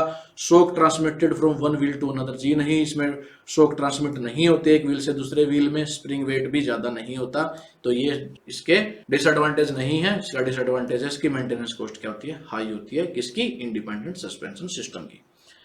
नेक्स्ट क्वेश्चन हमारा 161, what is the advantage of using independent suspension system. अब उसका लाभ पूछ लिया भाई, उसका एडवांटेज क्या है हमारे जो इंडिपेंडेंट सस्पेंशन सिस्टम का है। ऑप्शन ए है आपके पास, this is the simple arrangement, सरल व्यवस्था है। B a shocks are transmitted from one wheel to another. C a spring weight is less, और डी है मेंटेनेंस कॉस्ट इज लेस। अब देखो सिंपल अरेंजमेंट इसका होता नहीं भाई, ये इसका एडवांटेज नहीं है। Shock transmitted from one wheel to another, नहीं, अगर शॉक ट्रांसमिट हो गया तो वो इंडिपेंडेंट सस्पेंशन सिस्टम रहा ही नहीं, तो ये भी नहीं होगा। Spring weight is less, yes, इस क्वेश्चन का आंसर क्या हो जाएगा, सी। इसके जो स्प्रिंग है उनका वेट क्या होता है, लेस होता है। डी देख लो, मेंटेनेंस कॉस्ट इज लेस, नहीं, हमने पिछले क्वेश्चन में ही देख लिया इसकी मेंटेनेंस कॉस्ट तो ज्यादा ही होती है। तो स्प्रिंग वेट इज लेस, इसका एक ये एडवांटेज भी है। चार ऑप्शन में से हम सी पर टिक करेंगे इसके आंसर के लिए, अगर एडवांटेज की बात करेंगे तो। नेक्स्ट क्वेश्चन हमारा 162, what is the disadvantage of rigid axle suspension system. अब पूछा गया जो कठोर एक्सल निलंबन प्रणाली है उसका नुकसान क्या, उसका डिसएडवांटेज क्या है। ऑप्शन ए है स्प्रिंग वेट इज लेस, जो स्प्रिंग का वजन है वो कम होगा। बी है vibration damping is less effective. C है this is the complicated arrangement, और डी है मेंटेनेंस कॉस्ट इज मोर। तो इसमें जो स्प्रिंग वेट है लेस होता है, तो ये तो एडवांटेज हुआ। अरेंजमेंट भी कॉम्प्लिकेटेड नहीं होता, मेंटेनेंस कॉस्ट भी ज्यादा नहीं होती। जिसका डिसएडवांटेज मुख्य होता है वो होता है भाई vibration damping is less effective. जो अगर हमारा रिजिड एक्सल है, यानी कि दोनों पहिए डिपेंड करते हैं, इंडिपेंडेंट नहीं है, अगर एक व्हील पे भी झटका लगेगा, गड्ढा आएगा, दूसरे व्हील पे उतना ही इफेक्ट पड़ेगा। यानी उनका एक्सल जो है रिजिड है, उनके बीच में कोई ऐसा अरेंजमेंट नहीं किया गया कि वो इंडिपेंडेंट वर्क कर सके। तो अगर रिजिड एक्सल यूज किया गया सस्पेंशन सिस्टम में, तो जो वाइब्रेशन डैम्पिंग है, जो शॉक्स हैं, उनको कम रिड्यूस कर पाएगा, शॉक्स को कम एब्जॉर्ब कर पाएगा, जो डैम्पिंग है वो इफेक्टिव कम होगी। तो इस क्वेश्चन का आंसर क्या हो जाएगा, बी हो जाएगा। तो रिजिड एक्सल सस्पेंशन सिस्टम का ये एक डिसएडवांटेज। नेक्स्ट क्वेश्चन है 163, what is the advantage of using nitrogen the tyre. Tyre में नाइट्रोजन का इस्तेमाल करने का क्या लाभ है। आजकल आप लोगों ने देखा भी होगा, जगह जगह बोर्ड भी लगे होते हैं, अपने टायर में नाइट्रोजन डलवा लो। तो नाइट्रोजन का टायर में यूज करने का फायदा क्या होता है। ऑप्शन आपके पास है, provide positive road grip. B है increase the tyre life. C है provide cushioning effect on the vehicle. D है absorb the shocks and vibration. देखो कुशनिंग इफेक्ट प्रोवाइड करना सस्पेंशन सिस्टम का काम है, तो ये आंसर नहीं होगा। शॉक्स और वाइब्रेशन को एब्जॉर्ब करने का काम भी किसका, सस्पेंशन सिस्टम का, ये भी आंसर नहीं होगा। पॉजिटिव रोड ग्रिप, ये भी आंसर नहीं है। सीधा सा जो नाइट्रोजन यूज करते हैं हम टायर में, क्यों करते हैं, इसकी वजह से जो टायर की लाइफ है वो क्या हो जाती है, इंक्रीज हो जाती है। तो इस क्वेश्चन का आंसर क्या हो जाएगा, बी हो जाएगा। क्योंकि नाइट्रोजन से क्या होगा, ये बहुत ही ठंडी गैस होती है। एक तो जब टायर चलते हैं बहुत गर्म हो जाते हैं, तो अगर उसके अंदर एयर की जगह नाइट्रोजन भरी होगी तो वो ज्यादा गर्म नहीं होंगे, उनका टेम्परेचर ज्यादा नहीं बढ़ेगा, उसकी वजह से उसका वियर टियर भी कम होगा, घिसाई भी उसकी कम होगी। और जो टायर के अंदर प्रेशर मेंटेन है, वो रिटेंशन है उसकी प्रेशर की, वो भी बेटर रहेगी। यानी कि इसमें पंचर भी कम होने के चांसेस होते हैं नाइट्रोजन अगर हम यूज करते हैं, क्योंकि इसका प्रेशर मेंटेन रहता है अच्छे से, टेम्परेचर पे वो ज्यादा डिपेंड नहीं करता। तो इस सभी चीजों को मिलाकर क्या हो जाता है, उसकी टायर जो लाइफ है इंक्रीज हो जाती है। तो बी पर टिक करेंगे। नेक्स्ट क्वेश्चन है 164, what is the use of compact spare tyre. जो कंपैक्ट स्पेयर टायर हम यूज करते हैं व्हीकल में, उसका उपयोग क्या है, फायदा क्या है। ए है यूज्ड फॉर ब्रेकडाउन, ब्रेकडाउन के लिए उपयोग किया जाता है। बी है यूज्ड फॉर हाई एल्टीट्यूड्स, उच्च ऊंचाई के लिए उपयोग किया जाता है। सी है विद स्टैंड हैवी लोड, भारी लोड सहन करने के लिए। डी है विद स्टैंड हाई टेम्परेचर, उच्च तापमान को सहन करने के लिए। देखो भाई, जो कंपैक्ट स्पेयर टायर हम यूज करते हैं, जिसको हम स्टेपनी भी बोल देते हैं, उसका फायदा क्या होता है, यूज्ड फॉर द ब्रेकडाउन, ये इसका आंसर हो जाएगा। यानी कोई इमरजेंसी आ जाए, हमारा कोई टायर में पंचर हो जाए या फट जाए, तो उस केस में हम जो स्पेयर टायर होता है, कंपैक्ट स्पेयर टायर इसलिए बोला गया क्योंकि एक तो स्पेयर टायर ऐसा होता है जिसका साइज हमारे जो मुख्य टायर उनके बराबर होता है, लेकिन कई केस में हम स्पेस बचाने के लिए उसके जो मुख्य टायर है उनके साइड से छोटा टायर हम एज ए स्टेपनी यूज करते हैं। उसका फायदा क्या रह जाएगा, जब पंचर या कोई हमारा टायर में फट जाए तो उसकी जगह यूज कर लेंगे, उसको वहां तक यूज करेंगे कि भाई कोई नजदीकी सर्विस स्टेशन पे हम पहुंच सके, या जो गैराज है नजदीकी उस पर पहुंच सके, तब तक उसको यूज करते हैं। तो स्पेस बचाने के लिए उसको थोड़ा कम साइज का भी हम यूज कर लेते हैं। तो पूछा ये गया था उसका यूज क्या है, तो यूज क्या है, यूज्ड फॉर ब्रेकडाउन या यूज्ड इन द इमरजेंसी। तो इस क्वेश्चन का आंसर क्या हो जाएगा ए। नेक्स्ट और आज की वीडियो का last question 165, which rating indicate the braking capability of the tyre to the consumer. कौन सा रेटिंग उपभोक्ता के टायर की ब्रेकिंग क्षमता के बारे में सूचित करता। भाई हमें अगर ब्रेकिंग कैपेबिलिटी देखनी हो टायर की तो हमें कौन सी रेटिंग देखनी चाहिए, या कौन सी रेटिंग हमें बताती है कि इसकी ब्रेकिंग कैपेबिलिटी अच्छी है। ऑप्शन आपके पास है प्लाई रेटिंग, बी है टायर रेटिंग, सी है ट्रैक्शन रेटिंग और डी हमारा टेम्परेचर रेटिंग। तो उसके लिए अगर हमें देखना कि ब्रेकिंग कैपेबिलिटी उसकी कैसी है तो उसके लिए हमें देखना चाहिए उसकी ट्रैक्शन रेटिंग कितनी है। तो इस क्वेश्चन का आंसर क्या हो जाएगा, सी हो जाएगा। देखो मैंने लिखा हुआ टायर ट्रैक्शन रेटिंग क्या होती है, it indicate the tyre ability to stop on the wet pavement with rating ranging from AA to C। यानी कि भाई अगर आपका जो पेमेंट है, सड़क अगर गिल्ली भी है तो आप उसको कितनी आसानी से ब्रेक लगा सकते हो। तो ब्रेकिंग कैपेबिलिटी देखने के लिए हम क्या करते हैं, ट्रैक्शन रेटिंग उसकी देखते हैं, और वो AA से लेकर C तक होती है। अगर AA है तो उसकी जो रेटिंग है बहुत अच्छी है, हाईएस्ट रेटिंग होती है, और C क्या उसकी सबसे लोएस्ट रेटिंग होती है, यानी कि उसको अच्छे से ब्रेक हम नहीं लगा पाएंगे, हमारा व्हीकल क्या हो जाएगा, स्किड होने के चांसेस ज्यादा रहेंगे। और AA है तो इसका मतलब उसकी रेटिंग बहुत अच्छी है, बहुत अच्छे से उसको कंट्रोल कर सकते हैं, चाहे हमारा रोड गिल्ला हो या बर्फ में हम चल रहे हैं तब भी उसकी ब्रेकिंग जो कैपेबिलिटी है वो अच्छी होगी। तो किस पे टिक करेंगे, C पर टिक करेंगे। Question number 166, What is the advantage of using run flat tyre. Run flat tyre का उपयोग करने का लाभ क्या होगा। ऑप्शन आपके पास है लेस कॉस्ट एंड मेंटेनेंस, कम लागत या रख रखाव। बी है eliminate head for spare tyre and jack, जो स्पेयर टायर है जैक है उसके हेड को एलिमिनेट करता है, यानी उनकी जरूरत नहीं रहती, उस जरूरत को खत्म करता है। सी है रेजिस्ट वाइब्रेशन, कंपन का प्रतिरोध करता है। डी है provide the equal distribution of the load, load का समान वितरण प्रदान करता है। तो इस क्वेश्चन में क्या पूछा गया, advantage of run flat tyre, इसका फायदा क्या, लाभ क्या है। तो लाभ जानने से पहले हम ये देख लेते हैं रन फ्लैट टायर होता क्या है, उसके बाद आपको अच्छे से समझ में आ जाएगा आंसर। ये है हमारा ऑर्डिनरी टायर, यानी कि जो साधारण टायर है जो हम यूज करते आए हैं, और ये है हमारा रन ऑन फ्लैट टायर। भाई दोनों टायरों में इन्फ्लेटेड है, यानी कि हवा भरी हुई है इसमें भी और इसमें भी। अब अगर किसी कारण से इसमें पंचर हो जाए या इसकी हवा निकल जाए तो क्या होगा, जो साधारण टायर है वो क्या हो जाएगा, डिफ्लेट हो जाएगा। देखो भाई इस प्रकार से वो एकदम से पिचक जाएगा, उसको हम रन नहीं कर पाएंगे व्हीकल को, हमें उस गाड़ी को रोकना ही पड़ेगा जिसमें इस तरह का टायर लगा हुआ था और उसकी हवा निकल जाती है। लेकिन जो रन ऑन फ्लैट टायर है, अगर उसमें पंचर हो जाए, हवा निकल जाए, तो जो डिफ्लेट पोजीशन है वो भी देखो यहां से लेकर यहां तक केवल थोड़ा सा उसमें अंतर आया है, थोड़ा सा वो पिचका है, यानी कि इसके बाद भी, पंचर के बाद भी हम अपने वाहन को आगे ले जा सकते हैं, उसको रन कर सकते हैं हवा निकलने के बाद भी। तो इसी को बोलते हैं रन ऑन फ्लैट टायर। यानी यहाँ डेफिनेशन मैंने लिखी है, run flat tyre are design to allow a vehicle to continue driving at a reduce speed and for a limited distance even after the puncture और loss of the air pressure. यानी कि run flat tyre इस प्रकार से design किए जाते हैं कि उनको हम, अगर उसमें पंचर हो जाए या एयर प्रेशर कम भी हो जाए तो हम अपने व्हीकल को ड्राइव कर सकते हैं, चाहे वो थोड़ा सा कम स्पीड पे करे लेकिन हम ड्राइव कर सकते हैं और उसको एक लिमिटेड डिस्टेंस पे ले जा सकते हैं बिना रोके। लेकिन जो साधारण टायर उसमें हवा निकलते ही हमें वाहन को रोकना पड़ेगा, नहीं अगर उसको कंटिन्यू रखेंगे तो टायर क्या हो जाएगा, गर्म होकर फट जाएगा। तो यही फायदा होता है हमारा किसका, रन ऑन फ्लैट टायर का। तो run flat tyre eliminate the need for the spare tyre. तो हमें गाड़ी में स्पेयर टायर, जिसको स्टेपनी भी बोलते हैं, स्पेयर टायर रखने की जरूरत नहीं रहेगी। तो ये इसका एडवांटेज था। देख लेते ऑप्शन में कहाँ है, ये रहा बी ऑप्शन में, यही आंसर हो जाएगा। Eliminate head for spare tyre and the jack. अब हमें जैक और स्पेयर टायर रखने की गाड़ी में जरूरत नहीं है, तो वो जगह सारी बचेगी, जो खर्चा होगा स्पेयर टायर पे वो खर्चा भी बच जाएगा, और स्पेयर टायर को चेंज करने के लिए जैक रखते हैं वो जैक भी रखने की जरूरत अब नहीं रहेगी। तो यही इस क्वेश्चन का आंसर था, तो बी पर टिक करेंगे। नेक्स्ट क्वेश्चन हमारा 167, what will affect in case of over inflated tyre. Over inflated tyre के मामले में क्या प्रभाव पड़ेगा।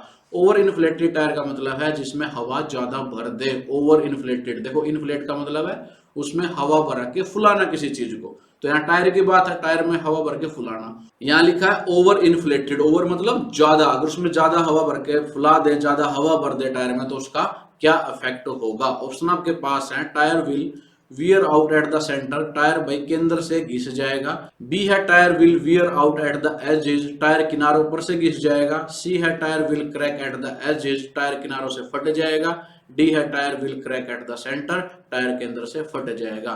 तो आपको समझाने के लिए मैंने एक पिक्चर ली है। इस पिक्चर में देखो हमारे पास एक है अंडर इन्फ्लेटेड टायर, एक है प्रॉपरली इन्फ्लेटेड टायर और एक है ओवर इन्फ्लेटेड, यानी इसमें जरूरत से ज्यादा हवा भरी हुई है।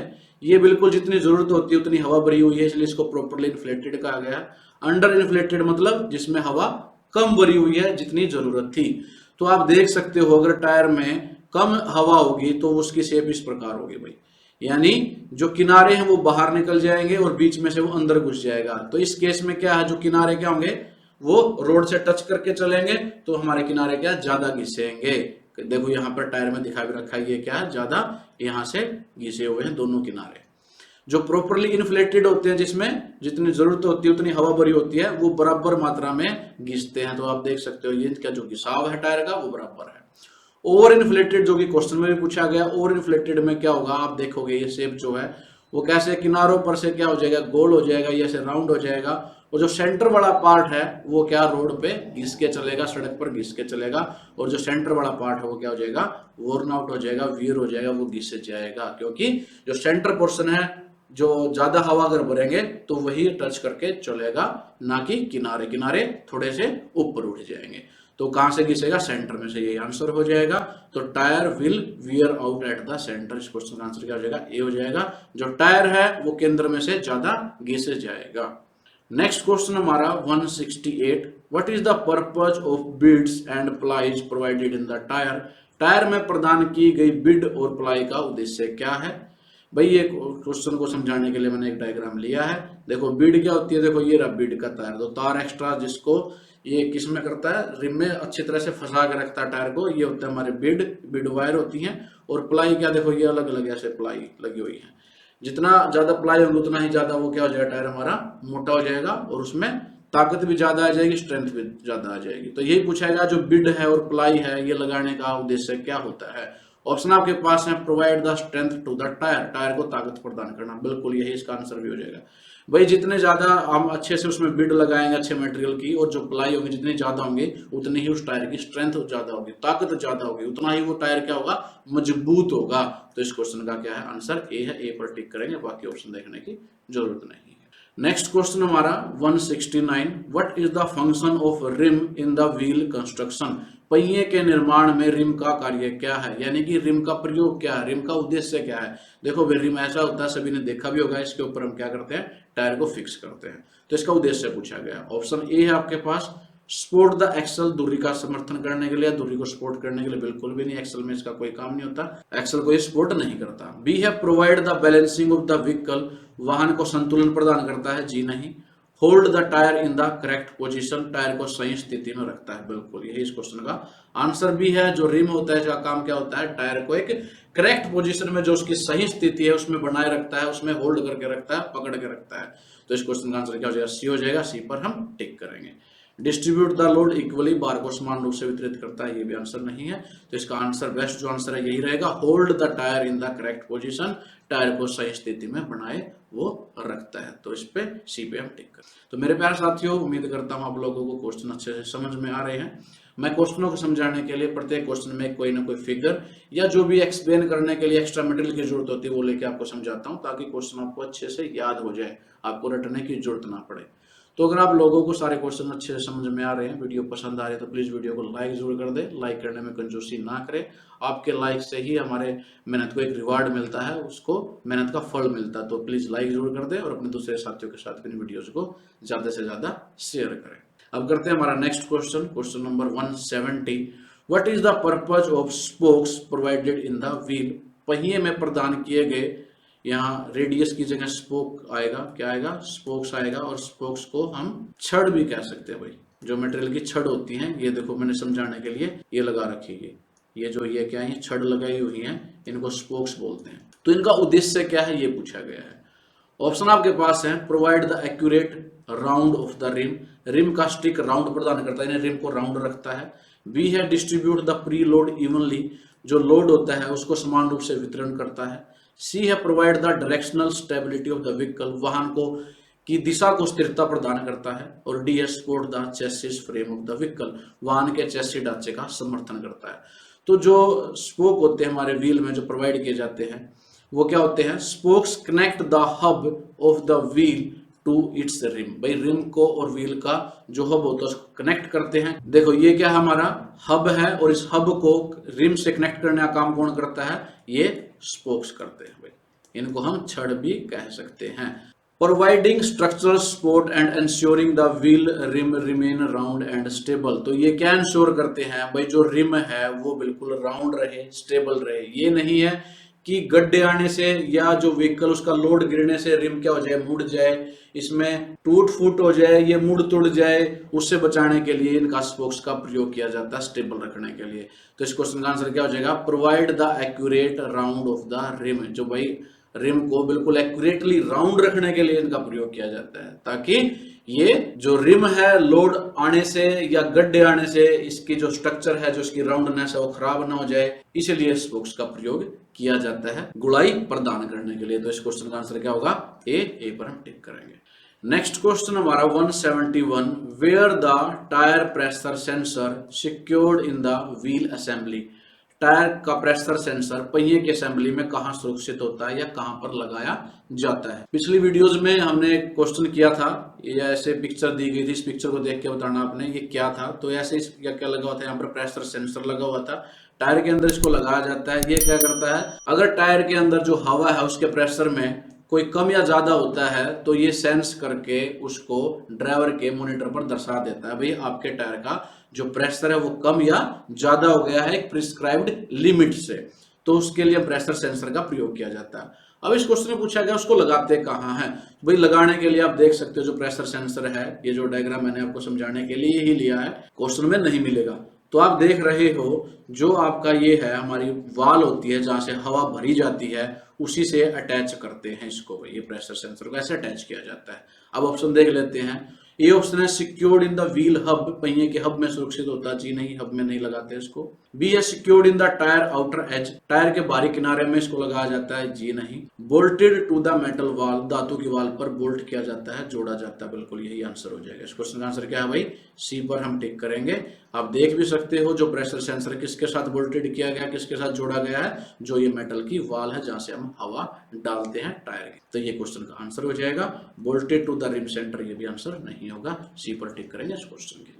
नेक्स्ट क्वेश्चन हमारा 172, when the driver is warned of difference in the tyre pressure, चालक को टायर के दबाव में अंतर की चेतावनी कब दी जाती है। अभी हमने बात की थी भाई जो टायर में हम प्रेशर सेंसर यूज करते हैं वो किस लिए यूज किया जाता है, अगर आपके टायर के अंदर जो हवा का प्रेशर एक लिमिट से कम या ज्यादा हो जाए तो वो वार्निंग देता है किसको, ड्राइवर को।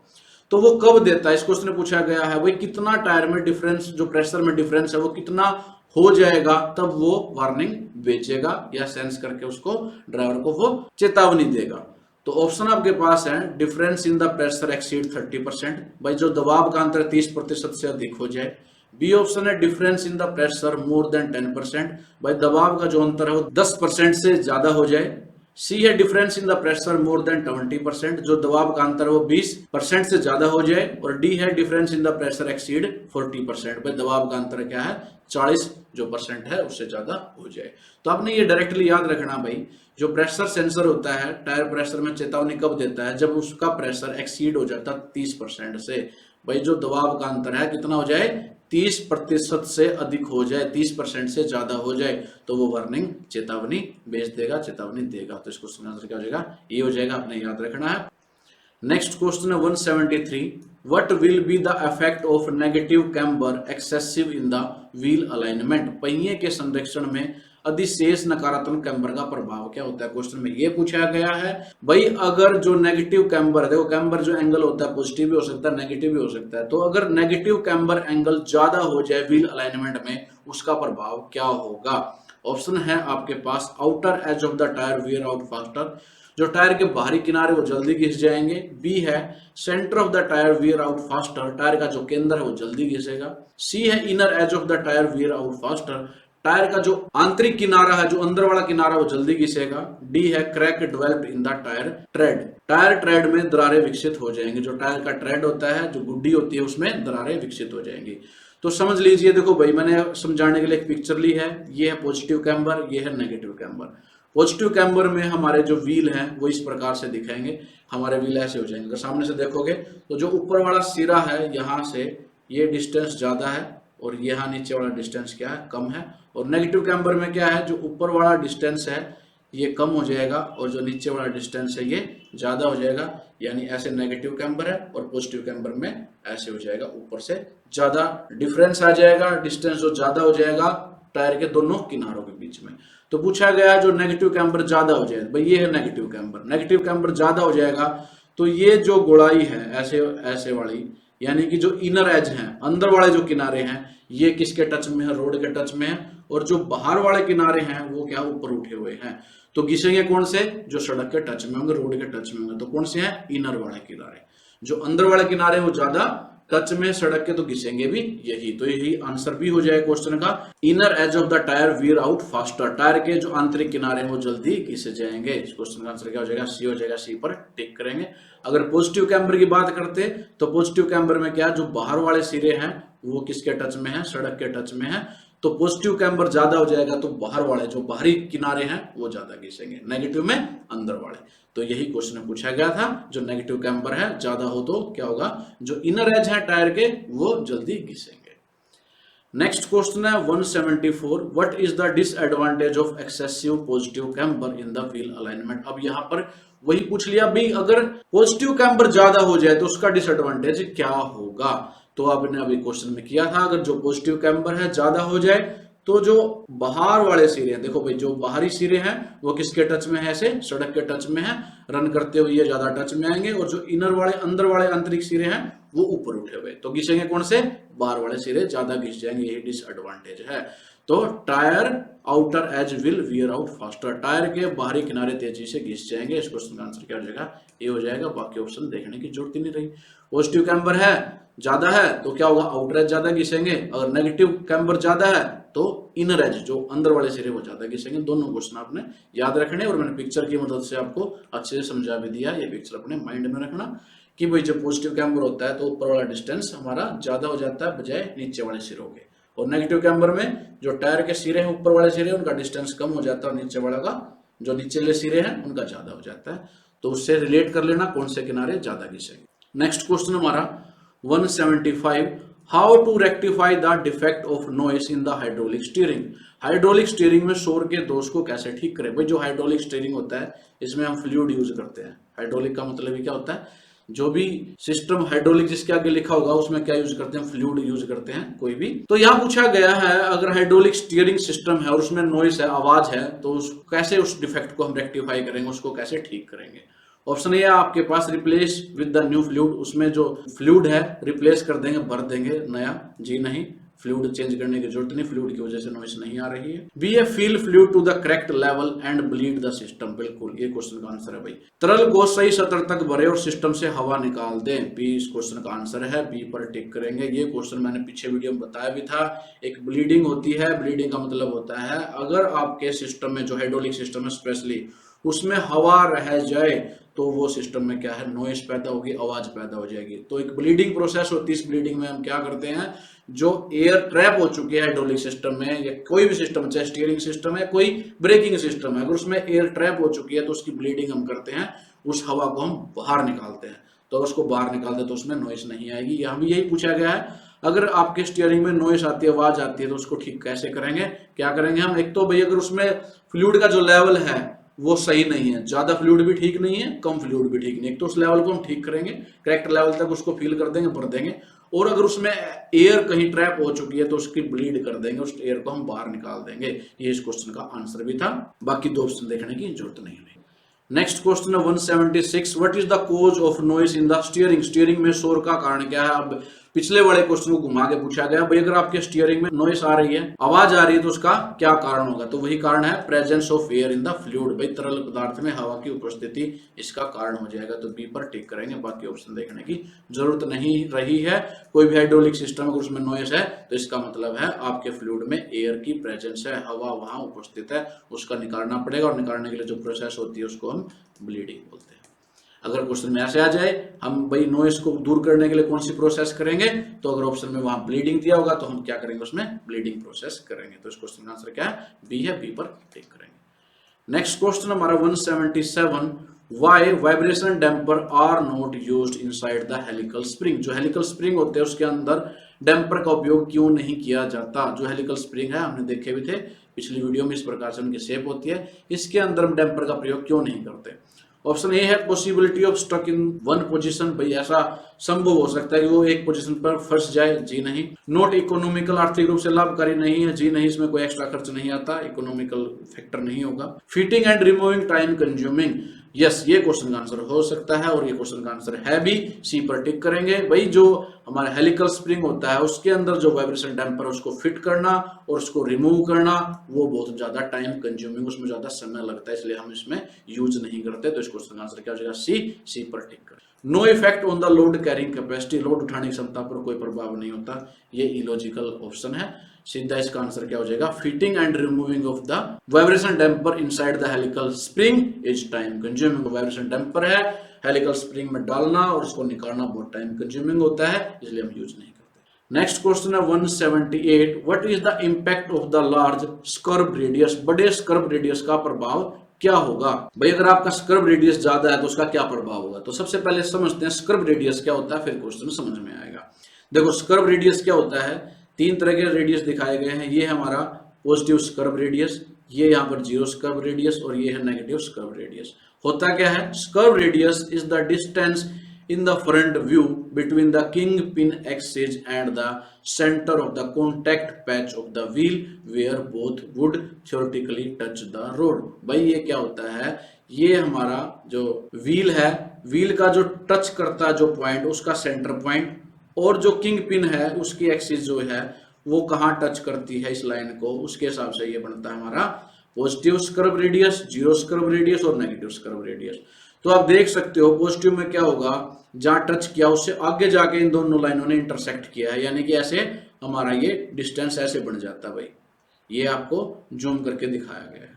जीरो में क्या होगा, बिल्कुल एग्जैक्टली जहां पर कॉन्टेक्ट है उसी पे ये टच करेगा, वहीं पर ये इंटरसेक्ट करेगा। नेगेटिव में क्या होगा, ये हमारा जो पॉइंट है इंटरसेक्टिंग पॉइंट, ये हमारा ऊपर होगा सड़क से काफी, यहाँ पर हमारी सड़क है, रोड है, उससे ऊपर होगा, जबकि ये सड़क से भी आगे है अंदर की तरफ अगर हम इसको सोचें तो ये हमारे तीन पॉइंट हमें दिए गए थे। अब क्वेश्चन में ये पूछा गया है अगर हमारा लार्ज स्कर्व रेडियस ज्यादा हो जाए, चाहे पॉजिटिव हो चाहे नेगेटिव हो, उसका क्या इफेक्ट होगा। ऑप्शन आपके पास है, wear on the outer edge of the tyre, tyre के बाहरी किनारों पर घिसाव होगा। बी है unequal braking on the front wheel, आगे के पहियों पर असमान ब्रेकिंग होगी। सी है wear on the centre part of the tyre, tyre के मध्य भाग में घिसाव होगा। डी है bending of steering linkage point, जो स्टीयरिंग लिंकेज बिंदु है उसमें मोड़ आ जाएगा।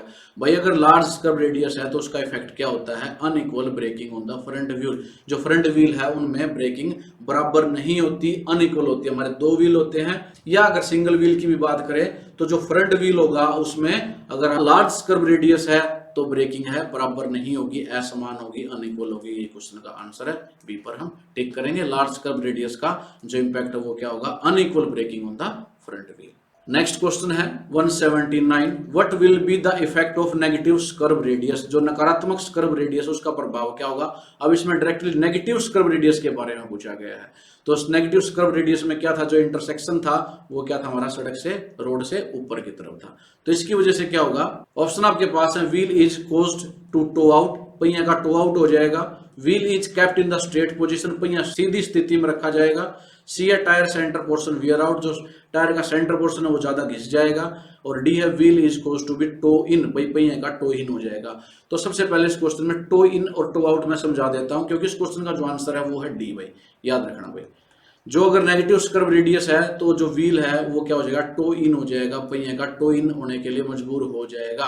तो इस क्वेश्चन का आंसर क्या है, डी है, टो इन। याद रखना भाई, ऐसे टो इन हो जाएगा नेगेटिव स्कर्व रेडियस है। तो देखो टो इन टो आउट में एक लाइन में समझा देता हूं। ये जो पिक्चर है ये टो इन की है, ये पिक्चर टो आउट की है। टो इन में क्या करते हैं, जब आप फ्रंट से देखोगे तो ऐसे हमारे व्हील यहाँ से ये जो डिस्टेंस है कम है, ये डिस्टेंस हमारा ज्यादा है। टो आउट मतलब बाहर की तरफ निकल चुके हैं आगे से पहिए, ये जो डिस्टेंस है ज्यादा है और ये अंदर वाला डिस्टेंस क्या कम है। टो आउट यानी बाहर, हमारा टो आउट क्या रेफर करता है, जो फ्रंट एज है वो आउटवर्ड हो गए, थोड़े से दूर हो चुके हैं। टो इन मतलब अंदर की तरफ, जो आगे वाला जो हिस्सा है वो थोड़ा सा एक दूसरे से मिलने की तरफ से अंदर की तरफ हो चुका है। तो नेगेटिव स्क्रब रेडियस में क्या हो जाता है, हमारा व्हील में टो इन होने के लिए मजबूर हो जाता है। तो इस क्वेश्चन का आंसर क्या था हमारा, डी था। डी पर टिक करेंगे।